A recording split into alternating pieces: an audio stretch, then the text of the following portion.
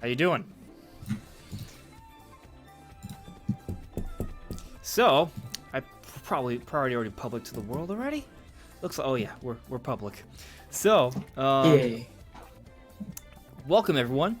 This is On Just Restart. That is Brandon from What About Nintendo. And today we're going to be talking about an assortment of things. The predominant topic we'll be focusing on is Nintendo Switch. Exactly. What's Nintendo? Well, let me tell you. I don't know. But we're also going to be talking about the Nintendo Switch revisions that are being hinted at in the 10.0 update. Some data miners have actually seen proof for actual Switch versions, actual preliminary support for other Switch models besides what's already out on the market. So that's what we're going to be focusing on today, and then the whole discussion. But we'll also be talking about a few other things as well, like, for example, Crysis Remastered is coming, Jump Force Deluxe Edition is coming to Nintendo Switch, so we got some interesting ports that are coming. There's actually been some news for Xenoblade Chronicles Future Connected. Apparently the story is taking place a year after the end of Xenoblade Chronicles. So that has some really interesting implications, I think. We're going to be getting into that as well. What else is on the agenda? Oh, yeah.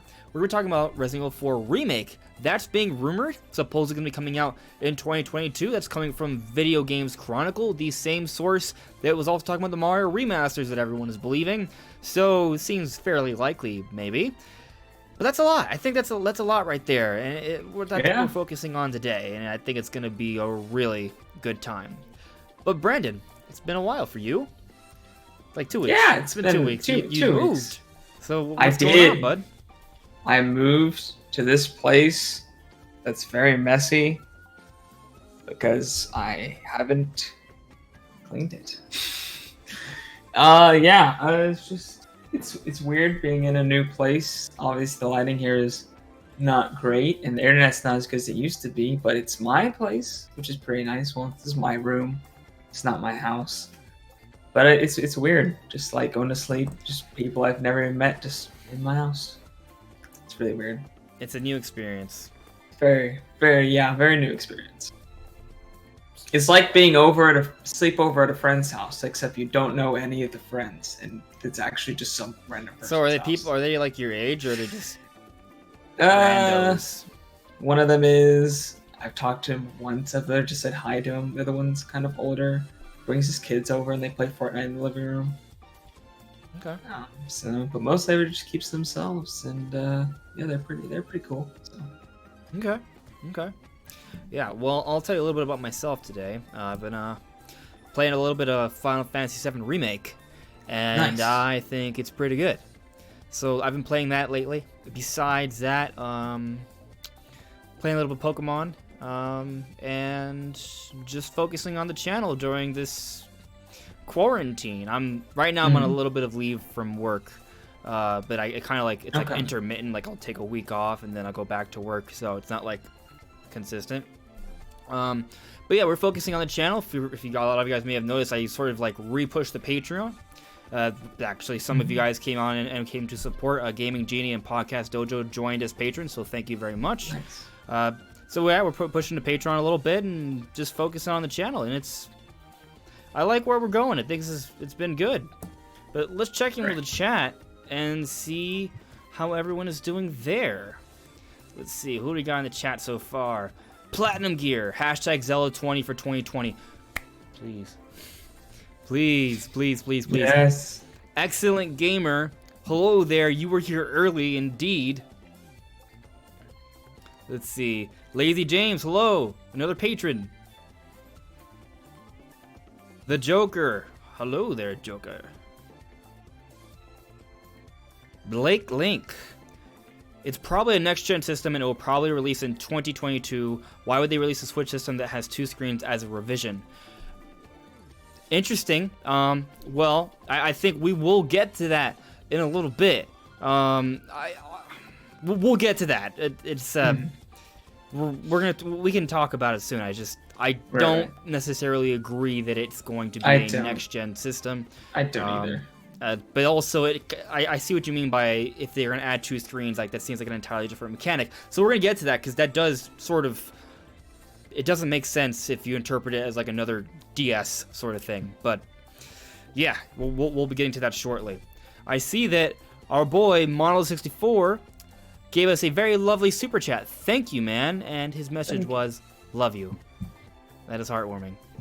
Yeah, guys, make sure to check out Mullen64. He's a pretty cool dude. He's now focusing his streams on Twitch, and he's pretty fun. Yeah. So make sure to stop by there. Parker Owen, hello. I'm doing well. So, let's jump into the swing of things. Where should we start? Let's go through all the smaller stuff, and we'll build up to the Switch reviews and stuff, because we're gonna be focused on that for quite some time. Yeah, I gotta understand that. Let's talk about a lot of the little things first, okay? And then, of course, if you guys got questions and theories, bring them up in the chat. We will talk about them, focus on them in this podcast, and we can go to the sky, space, beyond, the other realms. It's all possible. So, by all means, just go to town. It's easier for us to see what you guys are talking about and suggesting if you add us specifically. But, yeah, just go for it, guys. But anyway, let's first talk about some of the smaller stuff, I would say. For example, Crysis Remastered is coming, and Jump Force Deluxe is coming. I did not see that coming. That was very interesting. I did not see either of those. Both of those games didn't seem like the kind of games you would expect to be on Nintendo Switch. They were high graphical fidelity games. Now, we got news about Jump Force Deluxe, which, just disclaimer, I was super excited for Jump Force before it launched. We got reviews for it, but the game, critically speaking, has been a complete failure. There's a lot of things about the game that were not polished or done well. Like, graphically, it looks pretty good. Like, all the characters involved from like different. It's like it's basically. In my Smash, opinion, but for anime. it really looks like it feels like a fan Unreal Engine 4 demo. That's how the quality of the animation work. It feels like just one of those you see Zelda remade in Unreal Engine 4. Have you ever? I played the demo. I thought it played interestingly well. I don't think the combat system itself is that bad. I think it's everything else around it. I'm not saying the combat system is masterful either, right? But it's at least, I thought when I played the demo, at least it was serviceable. But everything else around it, from what I heard, was not good. The cutscenes were trash. So they're calling the Jump Force Deluxe Edition for Switch. They're calling it Deluxe, right? So maybe this Deluxe will improve some of those issues. Maybe? Because I want it to be good. Okay, I want it to be good. It looks cool. I love My Hero. I love Dragon Ball Z. I love Bleach. I love One Piece. I love pretty much everything in there. JoJo's Bizarre Adventure. Almost all of my favorite anime characters are in Jump Force, and I think it looks awesome. It's basically it's anime Smash, and Smash is amazing. I love Nintendo. Smash is amazing. I love anime. They got to get it right, So I doubt Deluxe Edition will get it right, but I will at least pay attention to it. Maybe they'll polish some things up. Graphically speaking, I don't expect it to be a serious looker. I did hear that it's going to be at 30 frames per second, not 60. No, wait, I think they said up to 30 frames per second. Up to 30, yeah. I saw that and I was like, excuse me? Yeah. Up to?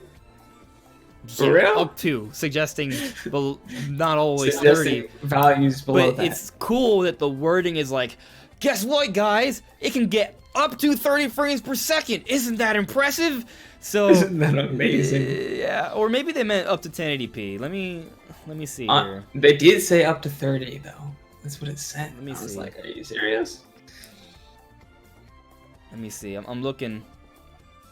But yeah, if I remember right, that game did not run super well. Yep, on any of the consoles. Will be up to 30 frames per 30 FPS, and then dynamic 1080p, which means everything's gonna be all over the place. Frame rate, resolution, it's gonna be going all over the place. Dynamic 1080p. Dynamic frame rate is a really fun part. There's not really any Unreal Engine 4 games that get up to 1080p on the Switch right now that I know of. Any high graphical Unreal Engine 4 games. So this will be if it actually can reach 1080p, even if it's just some of the time, that might be the highest resolution Unreal Engine 4 game on the Switch when it comes out. Which makes me really doubtful that it's actually gonna hit 10 or anywhere close to 1080p. During the menu screens. There you go. Yeah, just during the menus. Yeah. So, let me see. I got some ads in the chat. Alexander Christopher Hernandez, hello there. Jump Force and ARMS proving that non-high-selling fighting games don't die easily. Although Jump Force still looks bad. Fighting games that... Well, I mean, ARMS did okay. ARMS sold over 1 million, didn't it? Yeah, it's not like... Obviously, it's not like the next Fortnite, right? But it did okay. It's obviously not Splatoon. Nor Splatoon. Excellent gamer. What do you think about Mario's 35th anniversary? I think it's happening. It existed. Yeah. It exists, yeah. But Brent, I don't think you were on when we got to have our podcast about that specifically. No. So what are your thoughts on it? People are saying they're going to remaster like all of the 3D games, right, in a collection or something like that. And I'm just like, that sounds like, I'm saying like a lot. It sounds way too good to be true. I don't think Nintendo really ever does things for anniversaries. And it's kind of weird that they would do this much for the 35th anniversary, but they didn't really do anything for the other ones. Like just re-releasing like everything for the 35th. What's so special with the 35th anniversary that we're getting all these remasters in one collection? And plus, they've never put that many remasters in the collection before. Especially not for Mario games. They know they can sell these individually if they wanted to. So, it sounds way too good to be true. Here's the thing. The sources, as in more than one, are pretty reliable sources. They are. Like, if it was just one, then I'd be a little skeptical. But it's coming from multiple. Video Games Chronicle, Eurogamer, VentureBeat. All of these sources are talking about these different things. For some perspective on what these sources have said, for example, Eurogamer told us about the Nintendo Switch being a hybrid system in advance. They also told us about Mario Rabbids Raving Kingdom Battle or whatever. Like, there's things along those lines they said. VentureBeat, I think it was Jeff Grubb, he told us that there would be a Nintendo Direct on the 26th. No one believed it when it was the 25th, yet it still happened. The Nintendo Direct Mini happened on the 26th. So, these sources are legitimate, I think, and it's coming from several different ones, and it's been corroborated or at least supported by other outlets as well. So there's quite a network and web of backing to this rumor. So I believe it to be true. However, there is room for debate and interpretation. They do not know if it will for sure be a collection, right? That's been my assumption, that it's going to be a collection, but it may not be a collection. But then let me ask you this. Does it make sense to have a remastered Mario 64, a remastered Mario Sunshine, a remastered Mario Galaxy, a new Paper Mario, and 3D World Deluxe all come out in 1 year as separate entities, separate products? I don't. I don't. So what I think it is... Yeah. Yeah. I think what it is that I think it is going to be a collection for 64, Sunshine, and Galaxy. Granted, not confirmed, right? But that's just what I think. But those remasters won't be like super, super extensive remasters. But I'll also counter the premise that might be too much. So if you look at other things, for example, look at the Crash trilogy or the Spyro trilogy. Those are pretty crazy. And of course, we're expecting Nintendo to release Metroid Prime Trilogy HD. That's a trilogy already there. So, like, I think the expectation from fans is that a trilogy of old games remastered is totally feasible. Will Nintendo do it? That's up for debate, but this rumor, I think, does support that notion. But given that it is Nintendo and they do have a tendency to sort of skimp a little bit on remasters, Xenoblade Chronicles Definitive Edition being an exception, right? Because it's not really a remaster, it's more of a remake. Right, it's a full remake. Which Nintendo doesn't ever do, usually. But what I was going to say, actually, I lost my train of thought. I lost it. What was I going to say? I was trying to say that, something about Mario games. Yes. Well, while you're trying to think of that, yeah, I don't know. They do kind of got... They do have it kind of easy with Mario Galaxy, Mario Sunshine, as far as remasters go. Because even if they just do basic, like, real simple remakes, those games will look nice. They put them in 1080p. They still hold up pretty well. Yeah. Mario 64, that's just that needs a whole remake. Just remake the whole thing. Don't even. You know Turok? The Turok remaster? Yeah. I think it'll be like that.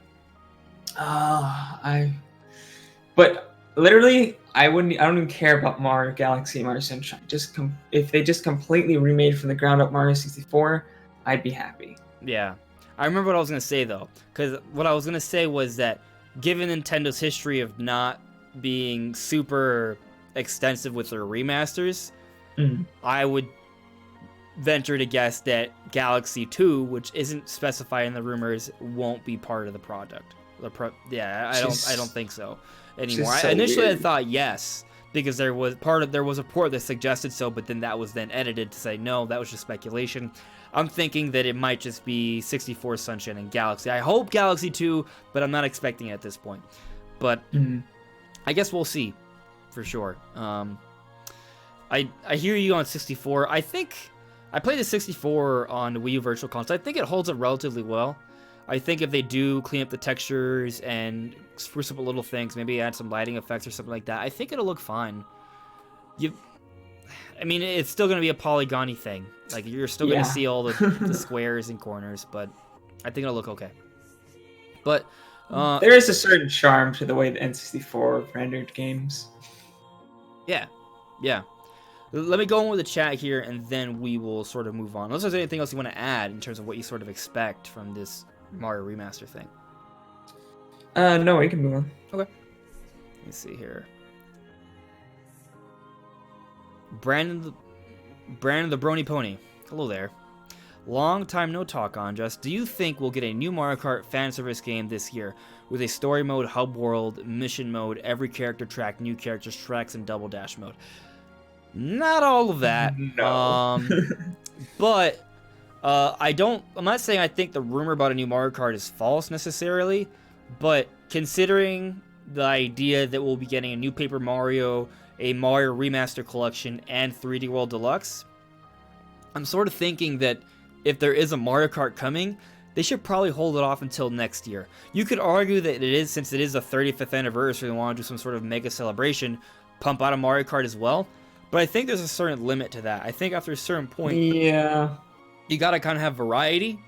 So maybe have Breath of the Wild 2 instead of Mario Kart. But if Breath of the Wild 2 isn't ready and Mario Kart is, then you bring in Mario Kart. But personally, I feel like it would make more sense to space out the Marios a little bit. If you already have all those plans based off the rumor, why do more? I think that's already a little too much, because we have to assume that nothing's going to happen in June, which means July through December is when these games would come out. So you have to squeeze those 3 games into that 6-month period and still have other stuff come out. If you throw in a Mario Kart in there as well, it's like basically every month it's just Mario. I don't think too many people will be excited. I will be a little disappointed, to be honest with you. Like, I love Mario. It's one of my favorite franchises, and I love Mario Kart as well. I don't want to buy 4 Mario games in span of 6 months. I think you got to space it out a little bit. Yeah. So I would, if I were you, I would maybe prepare to wait a little bit longer for a new Mario Kart. That's my opinion. I could be totally wrong, but I'm just not expecting it. Yeah. Let's see here. Mal64 saying that ARMS sold 2.1 million. That's not bad. I think new that's IP. Solid. That's good. Yeah, for sure. The Joker added me. Would you rather a 3-in-1 pack with Mario 64, Sunshine, and Galaxy, or 2 double packs, 64 and Sunshine and Galaxy 1 and 2? I guess with the 2 double packs, you get all 4 games. Might be more expensive. At least you get it. I'm trying to decide. Because if it's a 3-pack,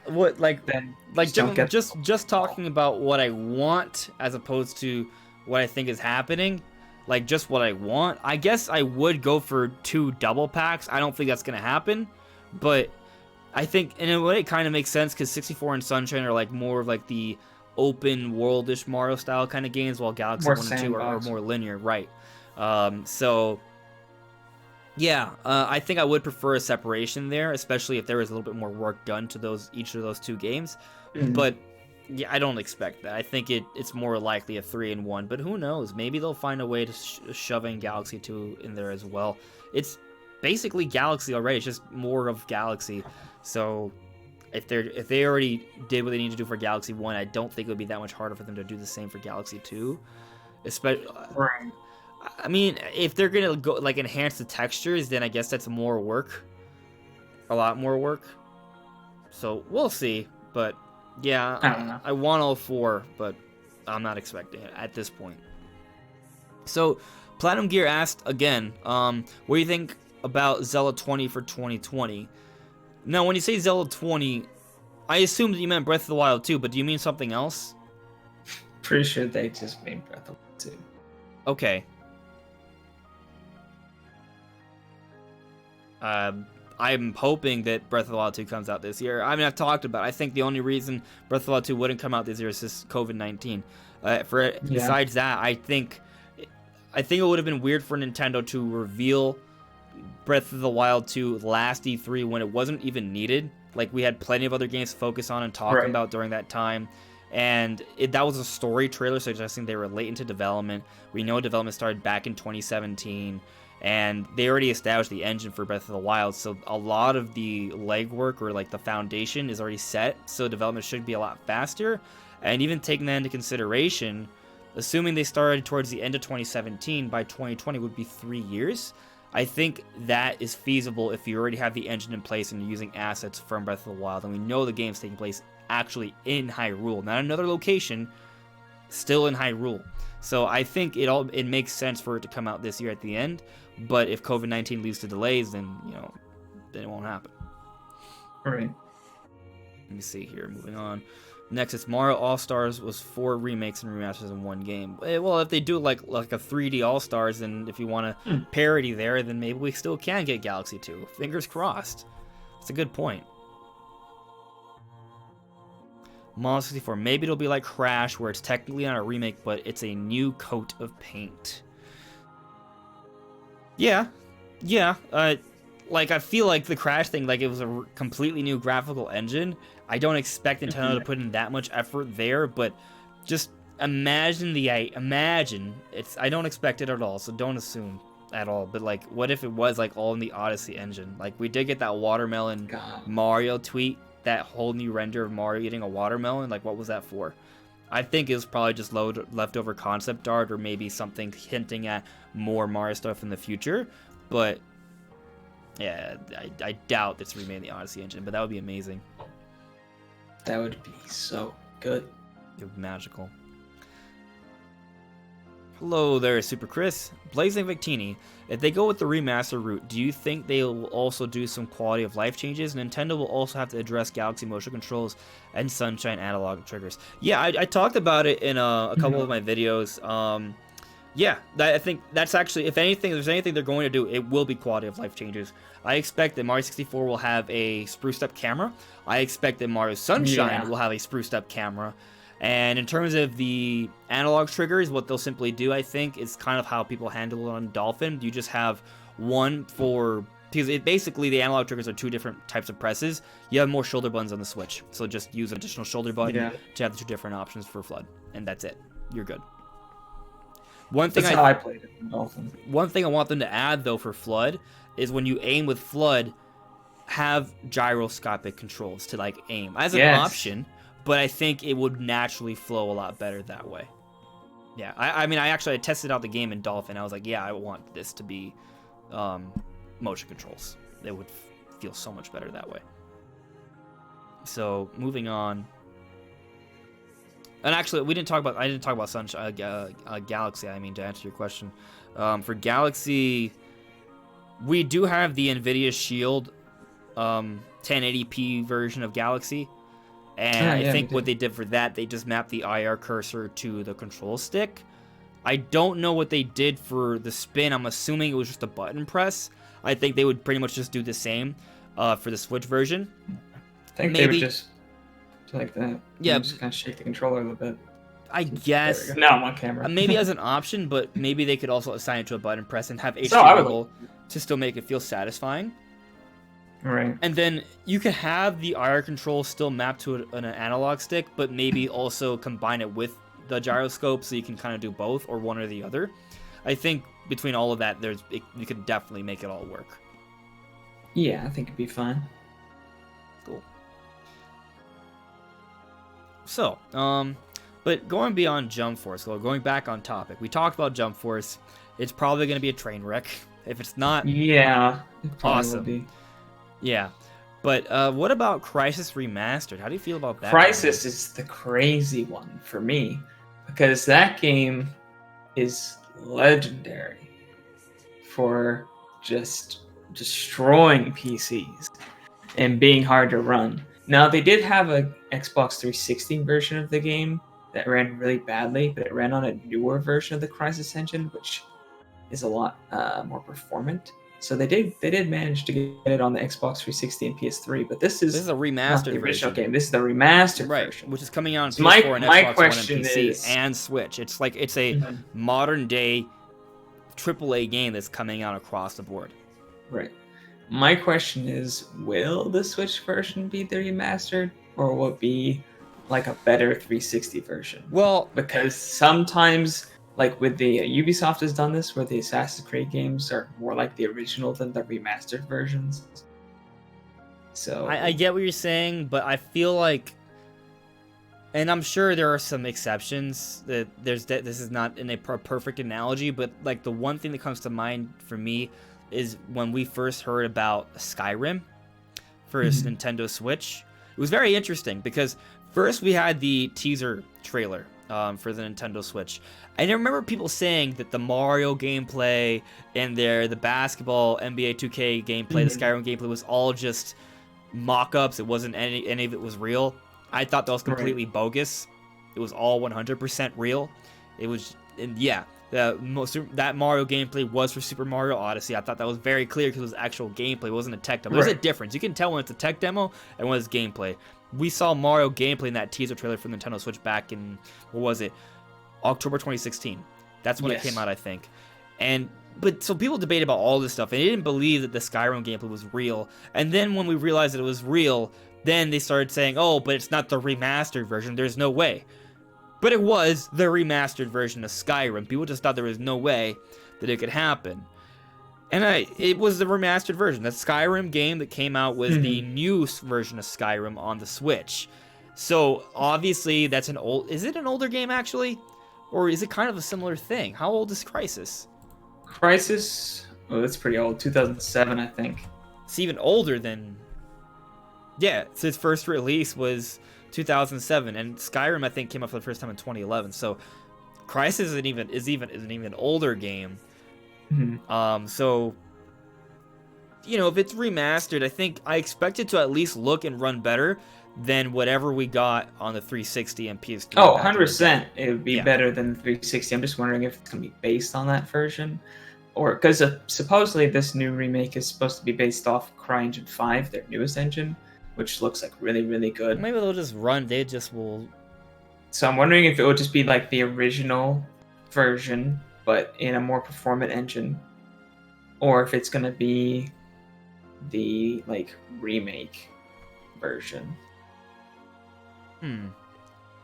I think I will say I think it's gonna look more like it may not run as well, but I think it's gonna for example, I just think any sort of new assets and things like that, they're gonna be in the Switch version. I don't think the Switch version's gonna I just think it's gonna have the same features. It's just some of it's gonna be reduced a little bit. Right. We do know it's being done by Saber Interactive, I think. And they were the ones who did Witcher 3 on the Switch. So I can kind of I can see them just being like, no, we're just gonna do the remake version. If it was the Ubisoft, I'd be like, oh, for sure, 100%. They're just doing the original version. That's what they did for literally every single Assassin's Creed game. So I'm getting ready to start talking about the Switch revision stuff in a bit. Yeah, so I mean, but just kind of, Brandon, I think just my feeling is that it's gonna be based off the actual remastered version of the others. It's just You know, especially like to your point, if Saber's doing it, they did the Witcher 3 port, they did a good job with that. I don't expect this to be a skimped version. I expect it to be the No. full experience on Switch. That's what I'm hoping for. When I found out it was Saber Interactive, I was like, I think it will be. Any other studio, I might be skeptical, but I think they would do the actual full remastered version on Switch. Yeah. Yeah, right now I'm just trying to find the Switch revision info because I didn't pull up a source. I'm getting it. I'm gonna find it. Before I do though, any final thoughts on Crysis Remastered? Are you ready to move on to? There's a couple more topics I want to cover before we jump into the Switch stuff. I just think it's gonna be funny seeing Crysis running on a handheld when before it was like just wrecking everybody's PC back in the day. Yeah, it's going to be very interesting. But on the note of remasters, let's move on to a remake. Okay? Where it's all about enhanced content nowadays, actually, when you think about it, right? Like, yeah, everything's just enhancing what's already been made. I mean, I've been playing Final Fantasy VII Remake. I think it's fantastic. That's probably the king of remakes. It's not even a remake, it's a reimagining, which has me pissed off. But I think it's great. But rumor has it that Resident Evil 4 is being remade. Same way Resident Evil 2 and Remake and 3 were remade, and it's all by the same team. They believe it will come out in 2022. What do you think? I know you were complaining about Resident Evil 4 the other day. You felt like the game's controls haven't aged well. Oh, yeah, they suck. They're horrible. They're just absolute garbage. Controls, like I don't know why they're so bad. It's you shouldn't terrible. You shouldn't be so rude about one of your games ever. I'm sorry, controls like oh no, horrible. You're wrong. The GameCube controls are just trash. Other than that, I think they'll probably update the controls to be more modern. I'm not sure if it will play. Because Resident Evil 2 and 3 Remake played differently than Res 4 did back in the day. So I'm wondering if it will play more like that, or will it play more like the original game. I'm thinking this one they might take it more original, because the other ones are sort of reimaginings as well. Yeah. They're very different from the original. Yeah, there's new. But I think this one, they'll stay much more faithful. I think it would just be more of a plain cut and dry remake, because people are really invested a lot more in this one than they are the other ones. I'm not sure I agree, Brandon. I mean, I don't disagree either. I'm kind of like in the middle, if that makes sense. Let me explain. So, to your point, like, Resident Evil 4 is... I don't even feel like it's much of an argument. I mean, obviously everyone has different opinions, but overall, in terms of like publicity and popularity and critical acclaim, Resident Evil 4 is indisputably the best Resident Evil game ever made. Right? If you want your own personal opinion, yeah, that varies. I'm sure there's different types of Resident Evil fans. A lot of Resident Evil fans prefer the old style, and there's things of that nature. Some people like the newer styles, or they want the VR style. But overall critical acclaim, Resident Evil 4 is, you know, arguably the best, if not the very best. And I think if in that respect, the game's like overall quality probably holds up a lot better than most other Resident Evil games. So when it comes to like completely building the game up for a modern era, it definitely plays a lot better than 3 and 2 did. So to your point, they may not have to change as much for that reason. But also taking into consideration what they've done with 2 and 3, I think that, you know, they have been reimaginings. It's not just trying to find a way to make the game play well for today's standard. It's kind of like coming up with something new at the same time. So I do think they're going to make something new, because we've already had enough ports of Resident Evil 4, or there've already been remasters. Like, I think it's going to be a little bit more than that. How much extra content more? I don't know. But maybe it's going to be somewhere in the middle. Like, it won't be as many changes as, say, for example, Resident Evil 2 got. But there will be some stuff, I think. Like, maybe I think there was some, like, cut areas that weren't in the game. Maybe they could throw that in there, perhaps. Maybe it'll be an entirely open environment. In other words, there won't be really a loading screen. So there may be kind of like that sort of constant fear of something coming at you at all times, save for the blue fire safe areas. I think that could be the case. Like, actually, because they sort of had like that character that follows you around in 2 and 3. Do you think there's a particular character who could be that in Resident Evil 4?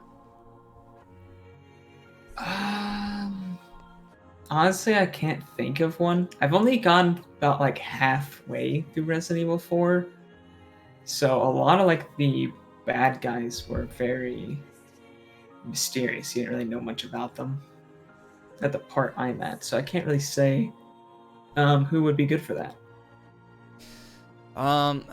One guy that comes to mind for me. Well, the thing is, there are certain parts of the game that has like a different character kind of already following you around.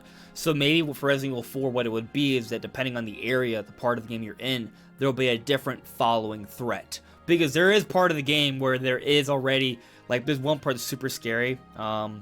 Like, when you get to the castle, there's this little sort of Napoleon kind of evil character, like Napoleon Bonaparte kind of looking character. And he has these 2 hands, like, not physical hands, but like his left hand, right hand sort of people, but they're not actually people. They're wearing cloaks. You don't see their faces.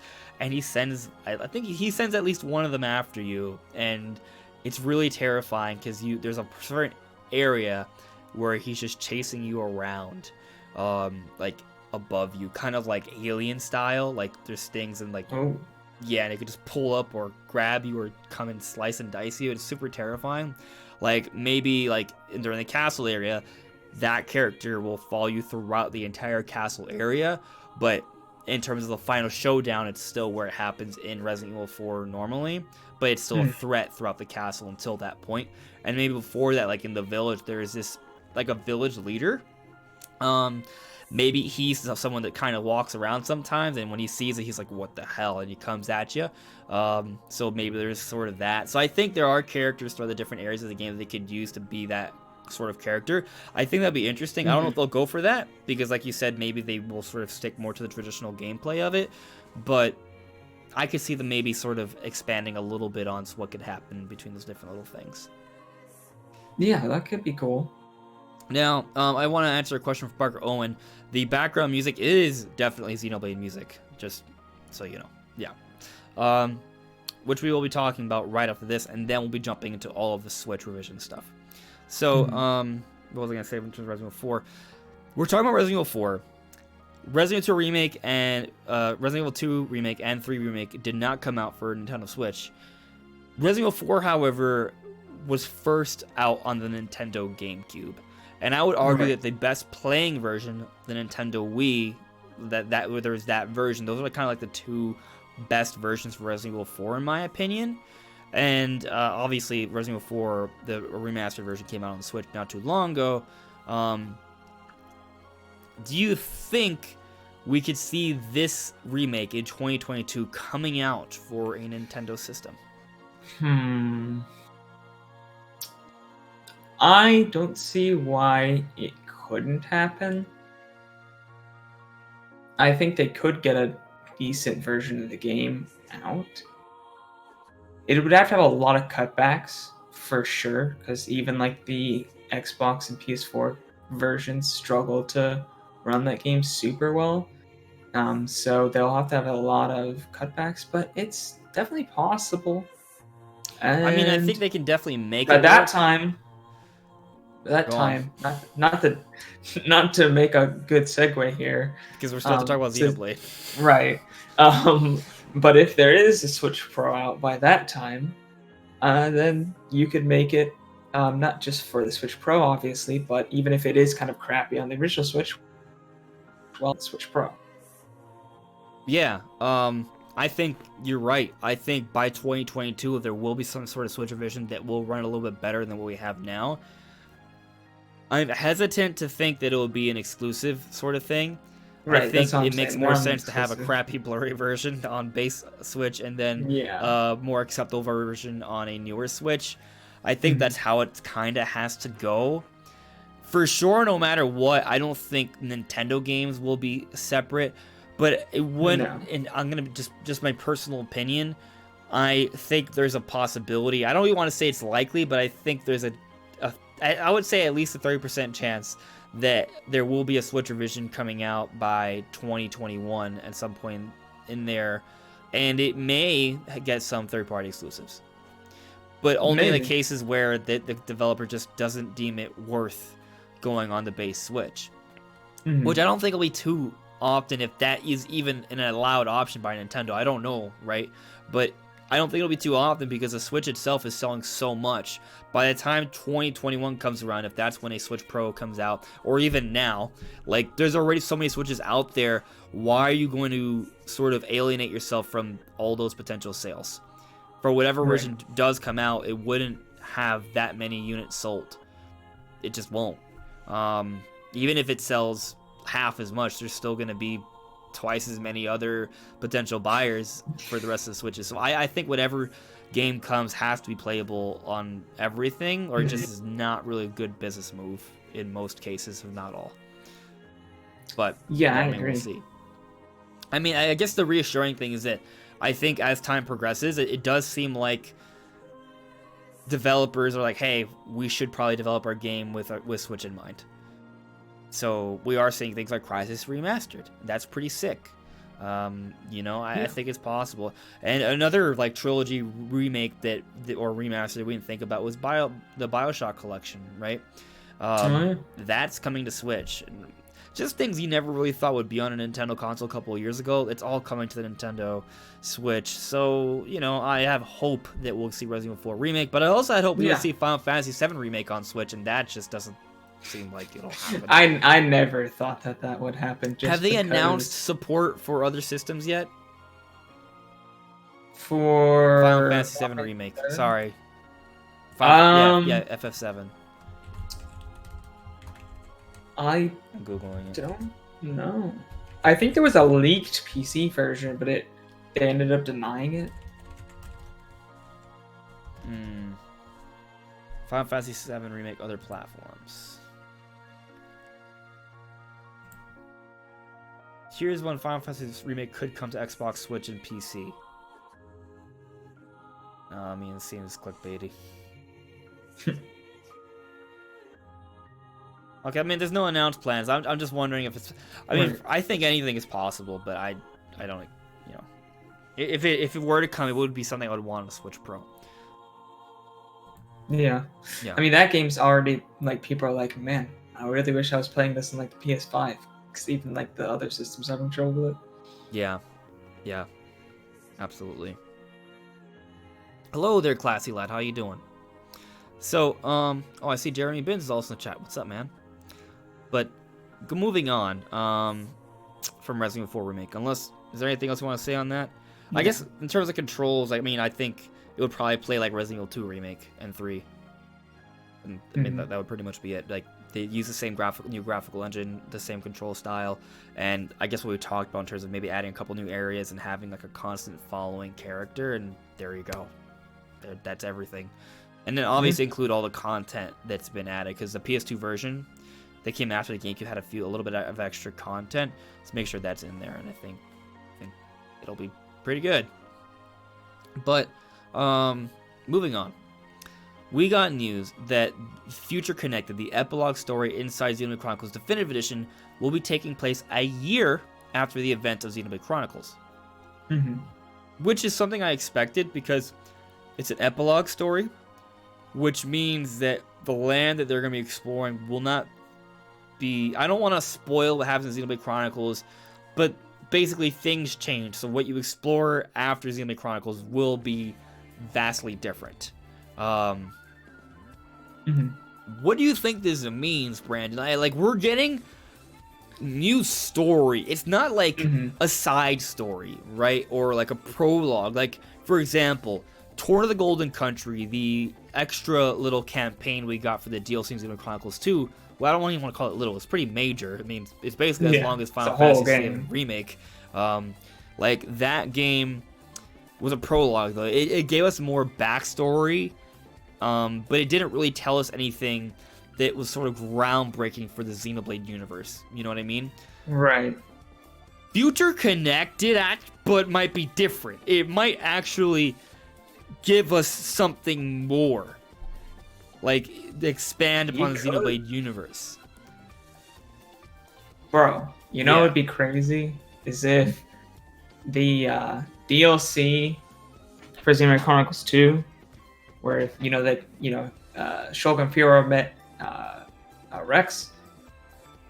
What if that and Future Connected are both teases for the story in Xenoblade 3? Oh, yeah. Yeah, we're right on the same track. We're on the same track. I think Future Connected is building it up. So this is just a crazy idea. I don't know if it'll be true or not. But what's interesting is that there's a new land that you find in Xenoblade 2. And we know that Xenoblade 1 and 2 are connected. Like, they're sort of like parallel worlds of each other. Future Connected is in the future, and there's a connection going on. What is the connection? Could it... And we see actual, like portals in the trailer for Future Connected. Could it be implying that the future connects Xenoblade 1 and 2? And what if, there's a whole new land and world to explore, and maybe Xenoblade 3 is a fusion of the stories of Xenoblade 1 and 2, like literally Shulk and Rex and Fiora and Melia and Rhine and then all of them in Pyra and Mytha, they're all together, like as party options. And I add a couple more new characters, and that's Xenoblade 3, them working together to do some other big super force. Damn, that'd be... What if they throw in the evil alien race that annihilates everything in Xenoblade X as like the big antagonist? Which could link to the pod that they're searching for in Future Connected, actually. They're looking for a pod of people. Doesn't that sound like the story for Xenoblade X? Right. I mean, I bet it's more, if anything, it's a nod, not really like an actual narrative connection. But that... I think there's something there. I really do. I've been thinking about it, that there's probably some sort of connection to Xenoblade Chronicles 3. But how far off is that? I mean, Xenoblade Chronicles 2 came out at the end of 2017. We're in 2020 already. Definitive Edition sure probably took them some time because it's a remake, but they've been working on other stuff. It wouldn't shock me if Xenoblade 3 took them, 2 years to make Xenoblade Chronicles 2? Yeah. Yeah, and supposedly they have something else in the works as well, so... Right, they do have that It wouldn't shock me if we get Xenoblade Chronicles 3 before the end of the Switch's life cycle. Yeah, that probably after Prime 4. So maybe I would say 2022 at the earliest. Right. I feel like we're gonna get... I mean... They've been working on that new IP since 2018. So this is my and they have like 250 employees already. Their team has gone really large. Yeah, it's still they're growing. Huge now. They have multiple studios. Like they are definitely working on multiple projects at once. I think what could happen is that we'll see their new game next year, and then maybe Xenoblade Chronicles 3 gets announced in 2022. Okay. But let's see what Future Connected offers us. We don't know what the story actually is. But given that it's taking place a whole year afterwards, this is definitely like... It feels like a legit story, you know? Like a whole other tale to tell us. Yeah. So it's pretty exciting. Let me see here. Alexander Christopher Hernandez. Add on, just restart. Woke. Unrealistic Smash speculation. Well, if I gotta be unrealistic... I feel like some people probably already think some of my speculation is unrealistic. Yeah. Like, things I sort of am thinking right now, that the ARMS character is going to be multiple ARMS characters. At least Springman and Ribbon Girl, maybe more. I think Rex and Pyra have a super, super legit chance right now. Gino would be sick. Travis Touchdown.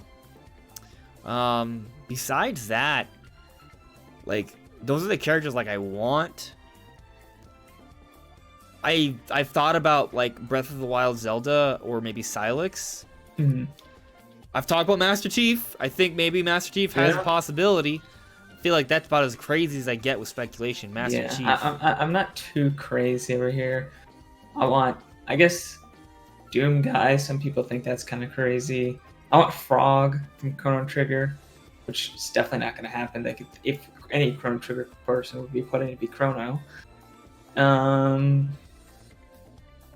don't know. Maybe all 4 of the champions playable would be pretty unrealistic. That would awesome. be unrealistic if it was like Pokemon Trainer, but it was all 4 champions. You know something I've been wanting and then for a Skull while? Kid with the mask. Skull Kid. But I've been wanting ever since Brawl. I've been wanting Wolf Link to be playable because with Midna.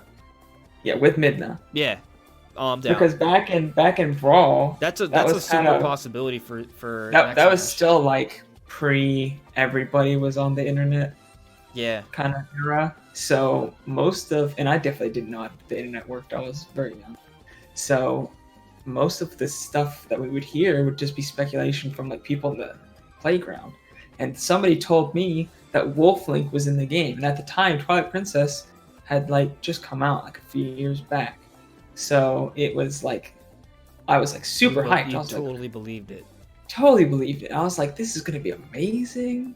I love Twilight Princess. Stories like that too. Actually. Wolf Link's gonna be great, and I couldn't figure out how to unlock it. I think somebody heard that Wolf was in the game from Star Fox, and they thought, which is true, and then they thought that it was Wolf Link, and then they told me that Wolf Link was in the game. Well, they made some sort of logical leap, maybe.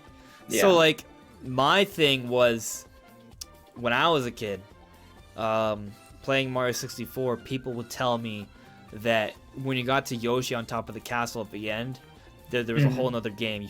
Yoshi would jump into the waterfall. You had to follow him, get into the waterfall, and that would lead to a whole other adventure with Yoshi. And Luigi was also in the game. I spent hours on top of that castle trying to get into the waterfall with Yoshi to begin my whole Yoshi 64 adventure in Mario 64. It never happened. Nope. No. It'd be crazier if it did happen, because yes, but it made Mario Sunshine even cooler because there was Yoshi playable. It was the first time 3D playable Yoshi was a thing in a legit Mario game, so that was sick. So I thought that was super cool. But I see that Alexander Christopher corrected what he was saying. So he said, sorry I got sent broke, unrealistic Smash speculation, woke, actually possible and mind-blowing Xenoblade Chronicles Definitive Edition Future Connected speculation. Yeah, that's the thing. I do think that what we're talking about here is legit. Future Connected connecting the future Xenoblade Chronicles 1 and 2, hence all the portals we're seeing opening up in Future Connected, which kind of, with the whole parallel universe of both Xenoblade 1 and 2, I think it could be all building up towards Xenoblade 3, dude. Like, that would be... It'd be such hype. It would be amazing. Absolutely. I also just really want to see that other project from them, though. I really want somebody to do, but I also really want to see what that other thing is, because a new IP from Monolith would be incredible. I wonder what it's going to be. But I think it's time to jump into some other form of speculation about hardware. Because the Switch 10.0 update came out, and one cool thing that came from that, though, before we jump right into it, we can customize the controls now on the Switch. I don't need to, but I mean, maybe I might play around with it for accessibility, though. Yeah, for some people, it does make things easier. Like, I saw a video for Game Explain saying that you can now jump and run in Breath of the Wild at the same time. I was like, you've always been able to do that. I'm like, what? You could always do that. Yeah, but for some people, I guess if their thumbs aren't large enough, they can't press B and X at the same time. So I get it. But you can play around with that, and I think that does add a lot of accessibility. You can customize that if you want. One thing, maybe I didn't play around with enough, but it would be nice if you could have, like, separate, sets for different games you play, rather than just changing it. Right. It's just different across the board. I was thinking about this the other day, and per user.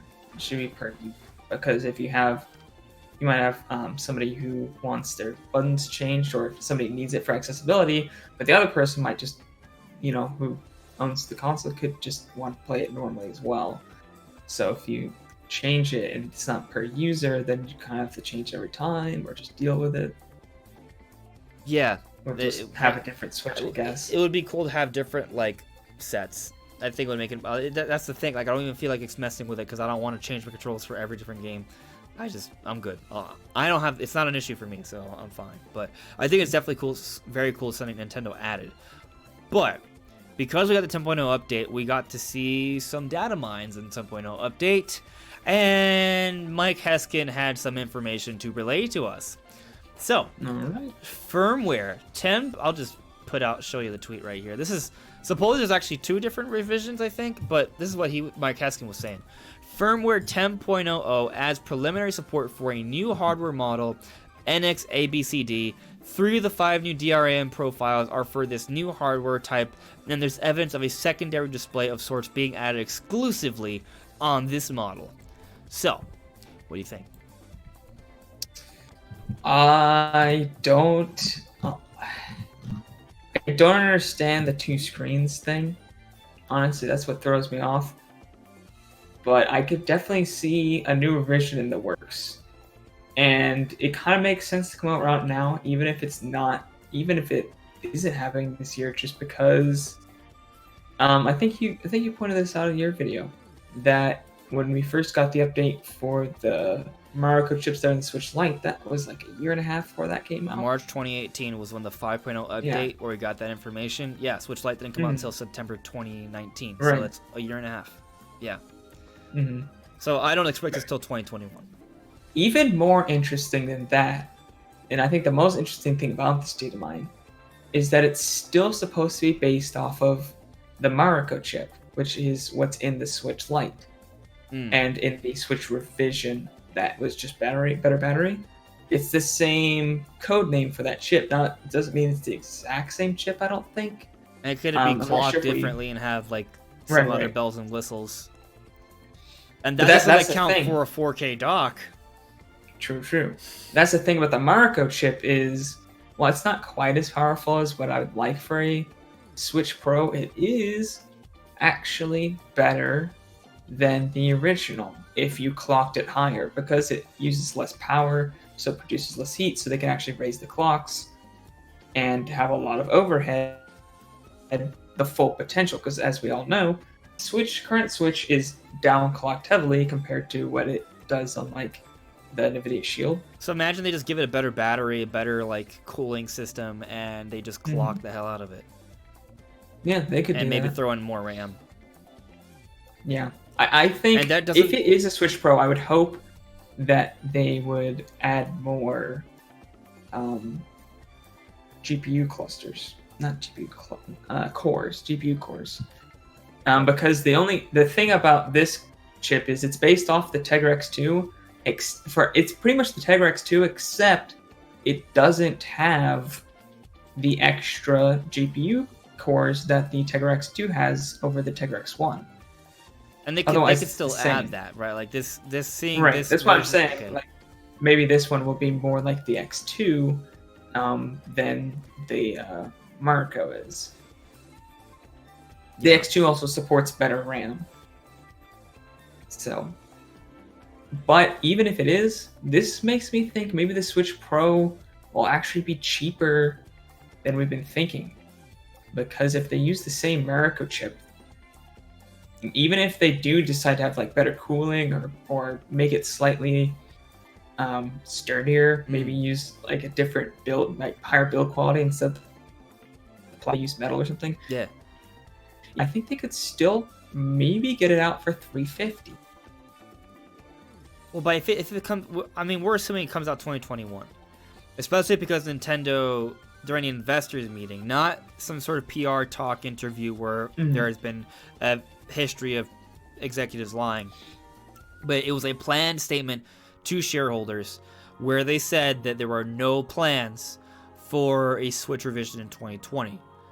Considering that we're going through the COVID-19 situation, and considering that history suggests that when we get evidence in a firmware update, still more than a year away, all of that. I think all of that makes it, in my opinion, pretty safe to assume the Switch revision won't come out till next year. Yeah, it actually seems like a pretty bad time to release it right now because people are kind there's of a low lot of on demand money. for Switches, though. Right, there is. But This Nintendo's is having a a hard new- time even this meeting is that just- demand. How can they manufacture it? Yeah. Yeah, this is not only that, but there's 2 new consoles coming out this year. People are very low on money. They're going to choose to buy a new console over a better version of the console they already have. If anything, maybe focus on getting good bundle deals or price drops. Mm-hmm. Yeah. Yeah, I just don't think it's happening this year. No. But so I think it's interesting, Brandon, like maybe it's not that cheap, maybe it's not that much more powerful. Like how much, I guess my thing is like what else could they do to make it feel like it's worth it? Like how much more powerful would it be? Like would it be powerful enough to make it worth the purchase, Like what I'd buy it for sure.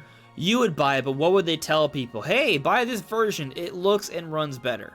How much more? How will they quantify it? You know what I mean? Mm-hmm. Like with PS4 Pro and Xbox One X, they quantified those power jumps by saying they are 4K capable systems. Legitimate 4K capable systems. What could Nintendo say about this new Switch revision? You know what I mean? Like how would they market it? I think they might market it in terms of... Not blurry version. I think they're going to go with resolution, but I think what they'll do is... Maybe it's still 4K. They will... Not 4K, like maybe they have a 4K upscaling available in there. Maybe. I think what they're going to do is they're going to focus on third-party games that already run and look pretty bad compared to the other versions. I think they're gonna Witcher 3, Doom, and I think they're gonna get Doom to 60 FPS. Honest, that Doom. What if that's where they focus on? They focus on it more being like a 60 FPS, not so much a 4K system, but a handheld that pushes games to 60 FPS. Right. That would probably require a lot of software updates, though, for most games, right? Like the developers. Right, but I think a lot of the developers would be. I think they'd be in on it. I think they. Okay. It doesn't. I mean, especially Panic Button. Panic Button would be all over that because they love the challenge of the Switch. So giving them extra horsepower, they'd love that, honestly. Yeah. So Hydra just pointed out that one of my soundproofings just fell off. It did. I'll fix it. It's fine.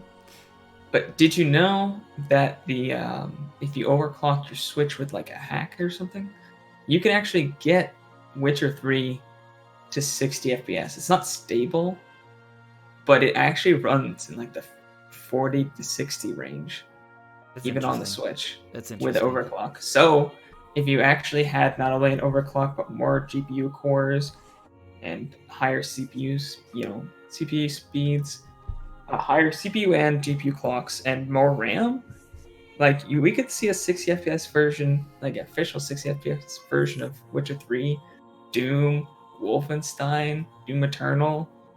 My OCD is kicking in. I'm gonna put it back up now. Really? Yeah, I'm just doing it. I have to. I'm gonna think about it all the time. Oof. All right, here we go. Let's see. Here we go. Let's stick right back on.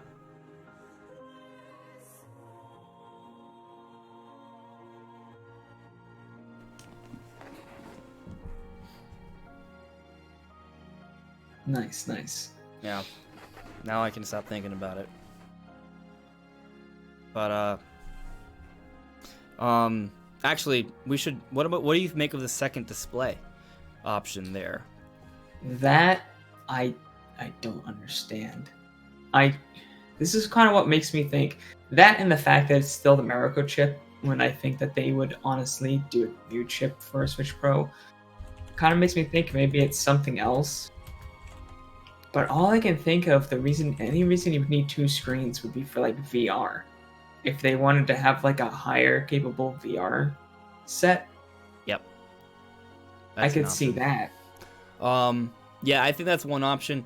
One idea I had in mind, like, so some people have jumped to the idea that when they talk about support for a second screen, and I don't understand how the coding would work. I haven't looked into that, but I'm just thinking that that doesn't inherently mean that there has to literally be another physical screen to interact with, right? It can be more about sort of like just being able to manage through different screens, right? So one, maybe it is what some people are thinking. It's like it has a clamshell-like design with two different screens, but I just don't think that's super likely, because what games on Switch would do that? You would have to create new content or like update games to have secondary information on there. Some people might think, oh, but then it could play 3DS games or Wii U games, but then they'd have to port it over, because you can't just, it's not going to be backwards compatible. It's not like, No. like, I doubt, I mean, they're about to launch it with a DS card slot as well, or a Wii U disc slot. Like, that's not, I just don't think that's what's going to happen. Yeah, no, I don't think that's what's going to happen. I think the VR thing is a legit option. My idea, though, is a little different. What if, and it's an idea I think I brought up to you before about, like, for the Switch 2, like the next generation, such like one cool feature they could have added was sort of make it a little bit more like the Wii U, in the sense of not the dual screen gameplay, but being able to sort of stream what's on your Switch to the dock and run it from there without actually having to dock. And maybe having software already prepared with this, this preliminary support, could be suggesting maybe something along those lines, where they do program in mind with two different screens, but it's not like two screens at the same time, just kind of more like sending information to the television while still having your Switch portably, as long as within range of this new dock. You know what I mean? I don't know if that... Right. I think it's something that I think could work, like if you want to share with people in your family room or something, or if you don't want to get off your butt. Like, I think there's maybe something along those lines they could maybe do. I'm curious. Well, another idea... Would it then run in the undocked mode, but displaying on the TV, or would it run in the docked mode and just use more battery? Because then, if it doesn't run in the docked mode, you would have to dock it to get the full graphical experience. But if you don't, the battery life on that experience would be very small. Yeah, I see what you mean. But there's also the possibility that if we're talking about a Switch Pro, what if the dock is not just a basic dock? Like, if the dock already has wireless capabilities for streaming, we're going into more tech into the dock. The 4K dock, or whatever dock, like initially when Switch came out, there was talk about the dock having actual power. Right. They had patents for it. Yeah. What if the supplemental computing device, right? Like, what if they finally utilize that and it does enable things? What if it is what enables 4K upscaling? Like, it's not necessarily so much that it'll be like a whole other Switch thing in there, but it'll maybe have whatever it takes to upscale games into 4K, and has wireless technologies to do some sort of transfer. And maybe, I do feel like talking about it, like, I feel like the more likely thing at this point is like maybe some sort of VR capability, right? So maybe that could be what they're sort of touting with this new Switch. It's a more VR capable Switch, but that could still entail perhaps, well, maybe it doesn't entail, but maybe there's two different things. Maybe there's like a VR capable Switch, but maybe there's also a dock that powers up your home experience. I could, it'd be awesome actually, is if there was a supplemental computing device that you just plugged in, and that, or it was in the dock, and that specifically runs as an RTX chip, not for ray tracing, but for its other features, like its amazing upscaler that can make 1080p games that are running at 1080p, look like almost exactly, or sometimes even better, than a native 1440p image.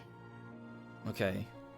So if they had this literally just to do that part, and then mix that with the information on that's running on the Switch, and use that as an upscaler would be incredible, actually, because the new version of that, I forget what it's called for some reason.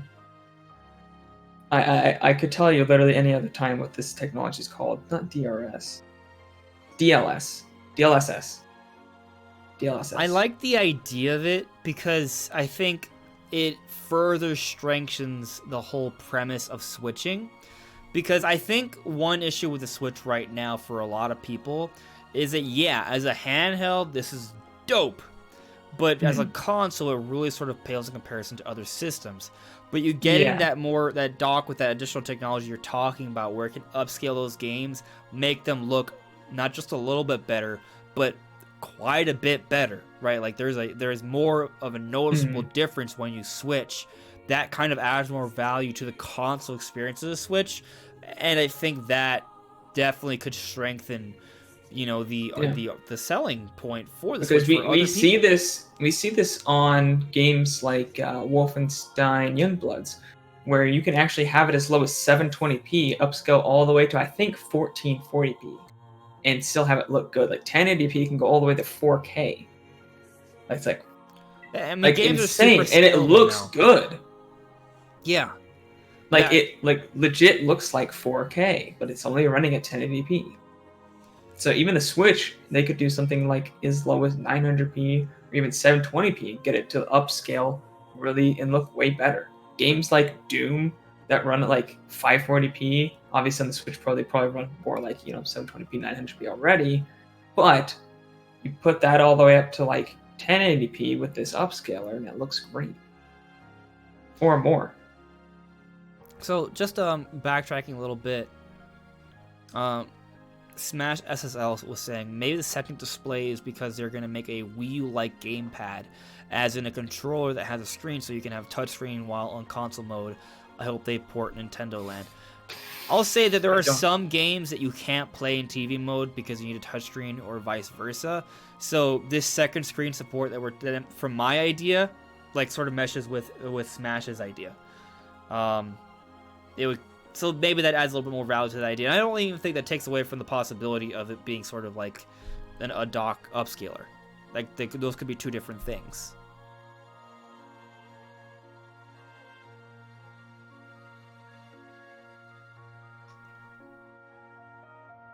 Let me see here. Actually, I see Lazy James. He was saying if it was the expansion pack was the X64, I would pass. Okay. Yeah, so like for the Nintendo 64, there was a RAM expansion pack that did make the N64 a lot. It helped out a fair bit, but I mean we're all talking about the N64, so like there's still N64 like 4 games, but there were some games that had like features that you couldn't access without the RAM expansion pack. Most games ran at higher resolutions when you had the expansion pass in. It did improve it a little bit. Like some games ran at 240p, but if you had the expansion pass, it ran at 480p. That was at the time. 480p or 480i? Yeah. Probably 480i. Or 360p. I believe it depended on the game, but some of them were the 480i. Okay. 480p. Yeah. I don't know if there were component cables for the N64. Don't think so. Yeah, like I remember GameCube having progressive scan. Like that was definitely a thing for that.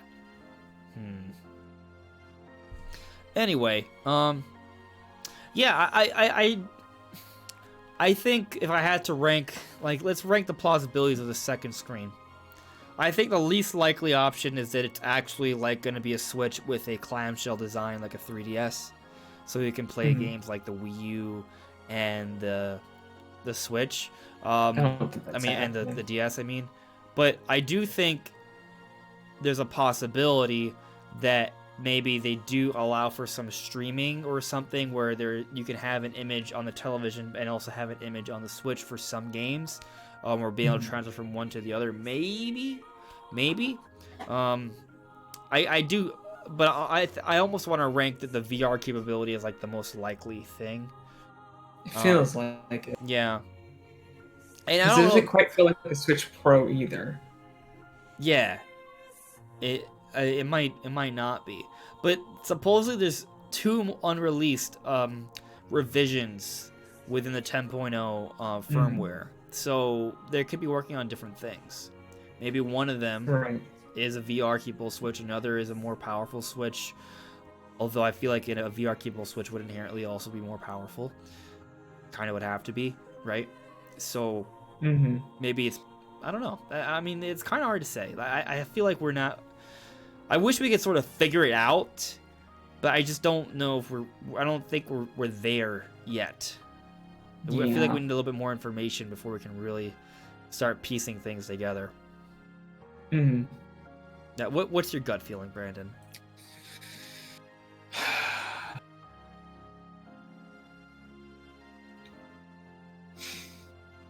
Man, I'm really torn 50-50 on whether or not this is a VR thing or a Switch Pro.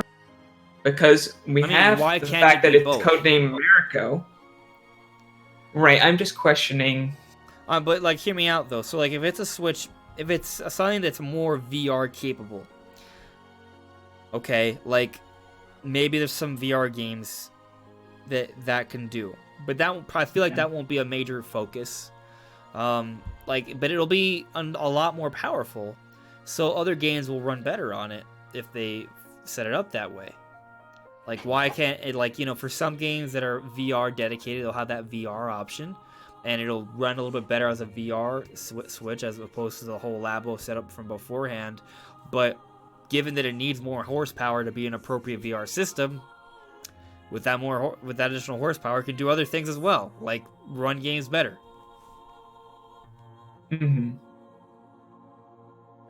I imagine a VR Switch would definitely be higher resolution too. I imagine each eye would probably be 720p instead of splitting 720p down the middle.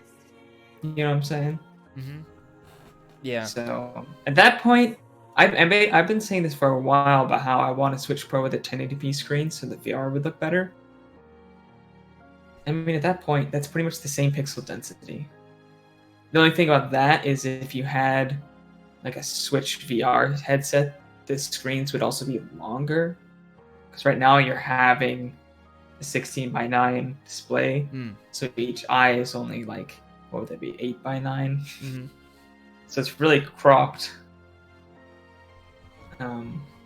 So if you had 2 separate screens, honestly, I would buy a VR system if it had 2 720p screens in there, so I could actually play Breath of the Wild at 720p in VR with widescreen. Like, I'd pay for that. That'd be epic.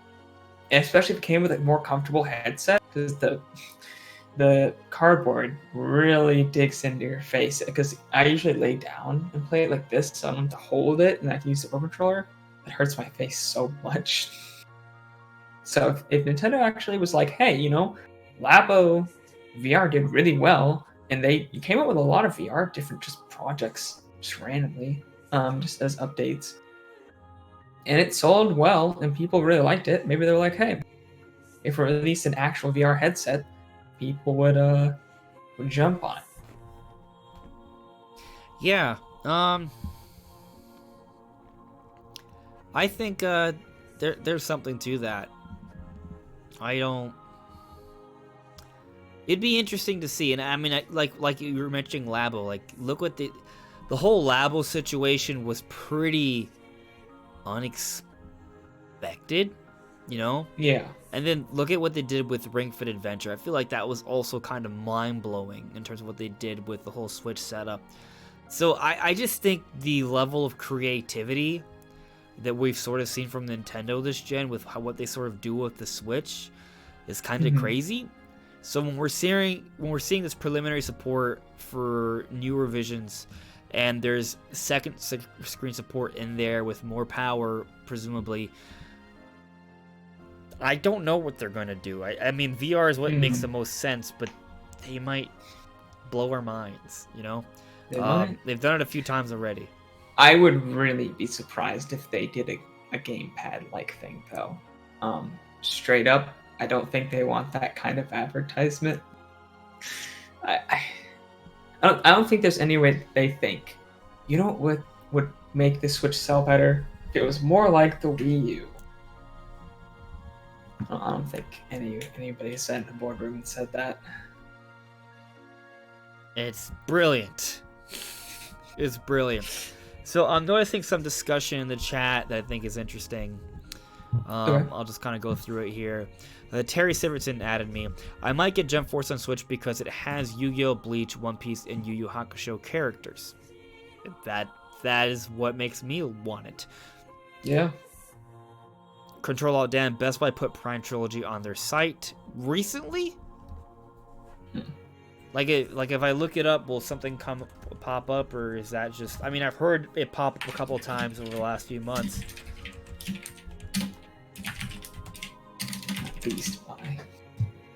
Beast Buy. Huh.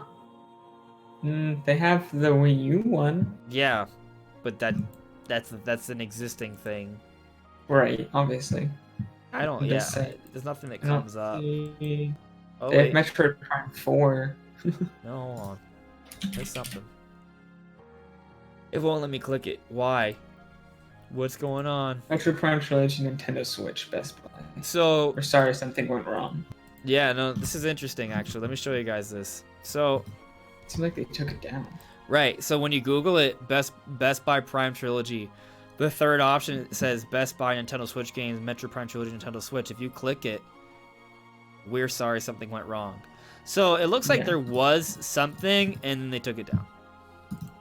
Mm-hmm. So that is, my interests are piqued. I don't really know what to make of that.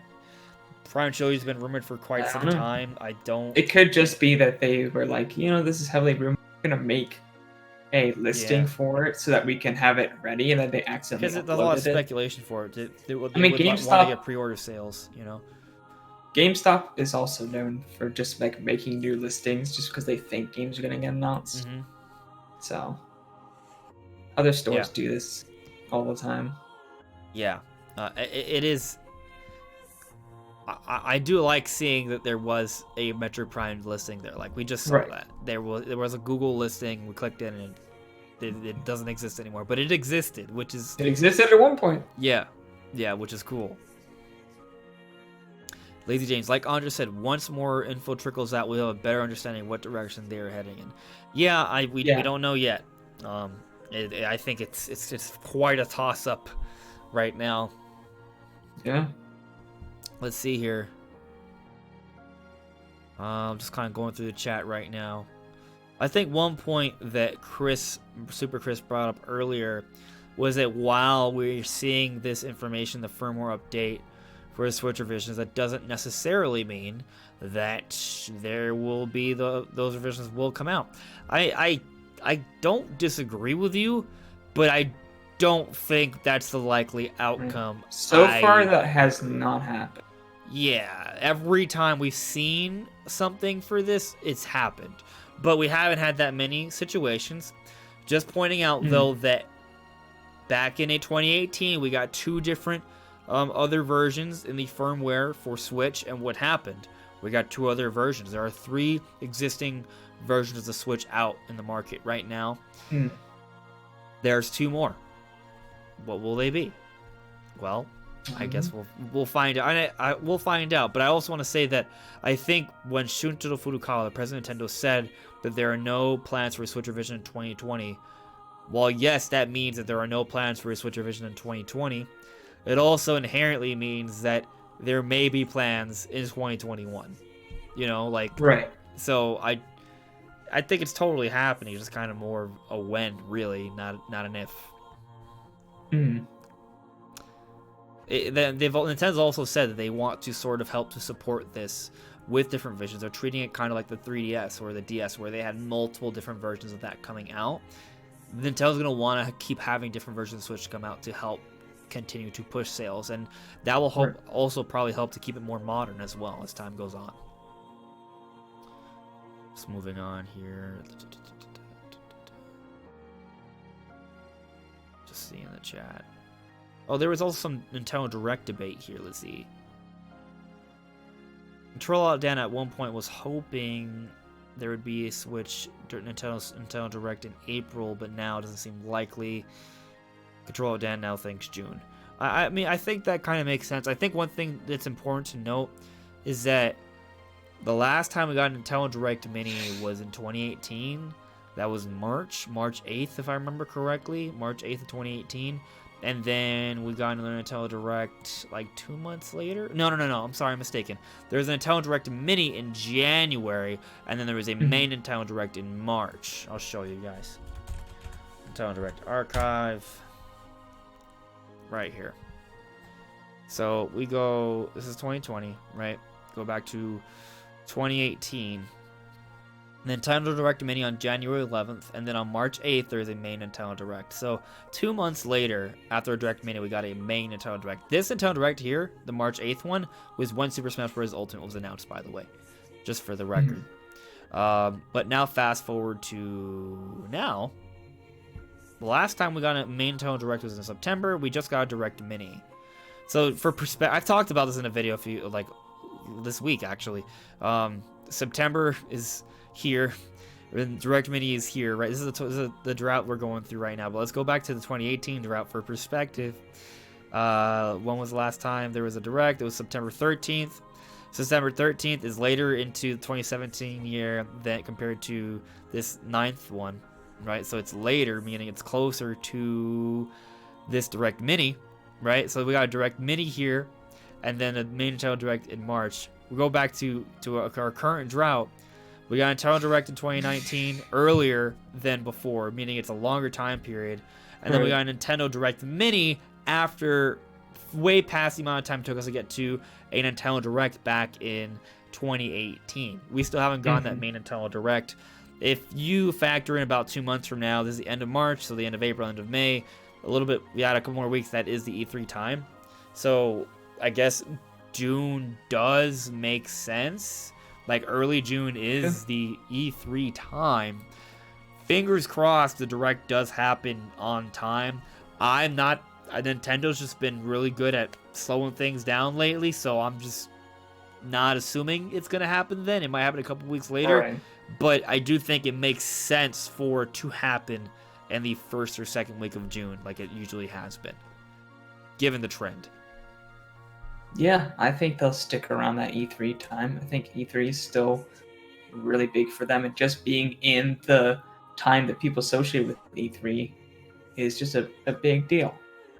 And it's just kind of nice, because everybody's kind of stuck at home right now, and for them to still be able to get E3 on time would just be kind of cool. Stuck at home, but at least you got E3. Yeah. We still would get E3, which would be nice. I mean, I hope they find a way to do like some sort of treehouse setup. That'll be cool. One thing go on, Brandon. I think they will have treehouse. They've had treehouse outside of just the E3 it's just the thing stage. is the act of doing treehouse, you have to do it with people. Like it can't just be one person. Maybe.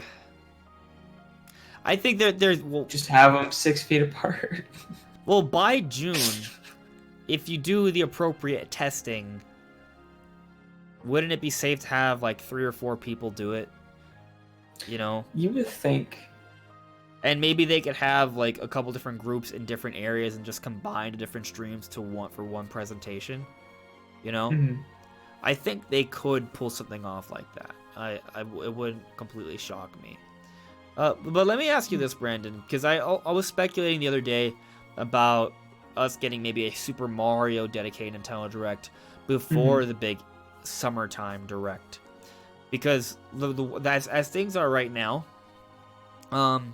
we know about Xenoblade Chronicles Definitive Edition at the end of May.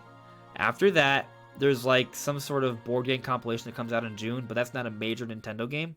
It's just a really small thing, so I feel like that should really factor into their plans. But that's it. We don't know about a June release date for anything. We don't know about a July release date for anything or beyond. We know Bravely Default 2 is supposed to come out this year, but we don't have a specific date for that. And then No More Heroes 3 is probably usually brought up around this time, but it's technically like a third-party thing. It's not published by Nintendo. So in terms of big published Nintendo games, there isn't really anything else. Nintendo has to make announcements soon. Like, let's just hypothetically assume that for sure the summer Nintendo Direct happens the first week of June, a week after Xenoblade Chronicles Infinite Edition comes out.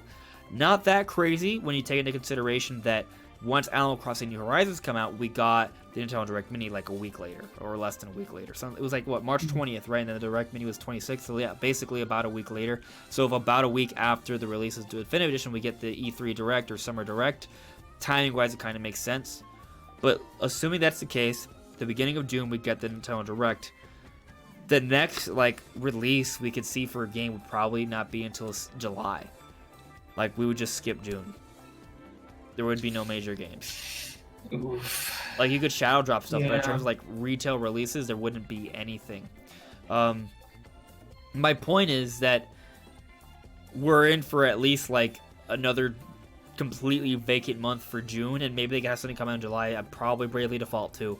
Honestly, that's what I think is the most likely thing. That's a good spot for it. It is. I mean, that's what happened with Octopath Traveler back in 2018, and that's the same developers, same kind of game, same engine.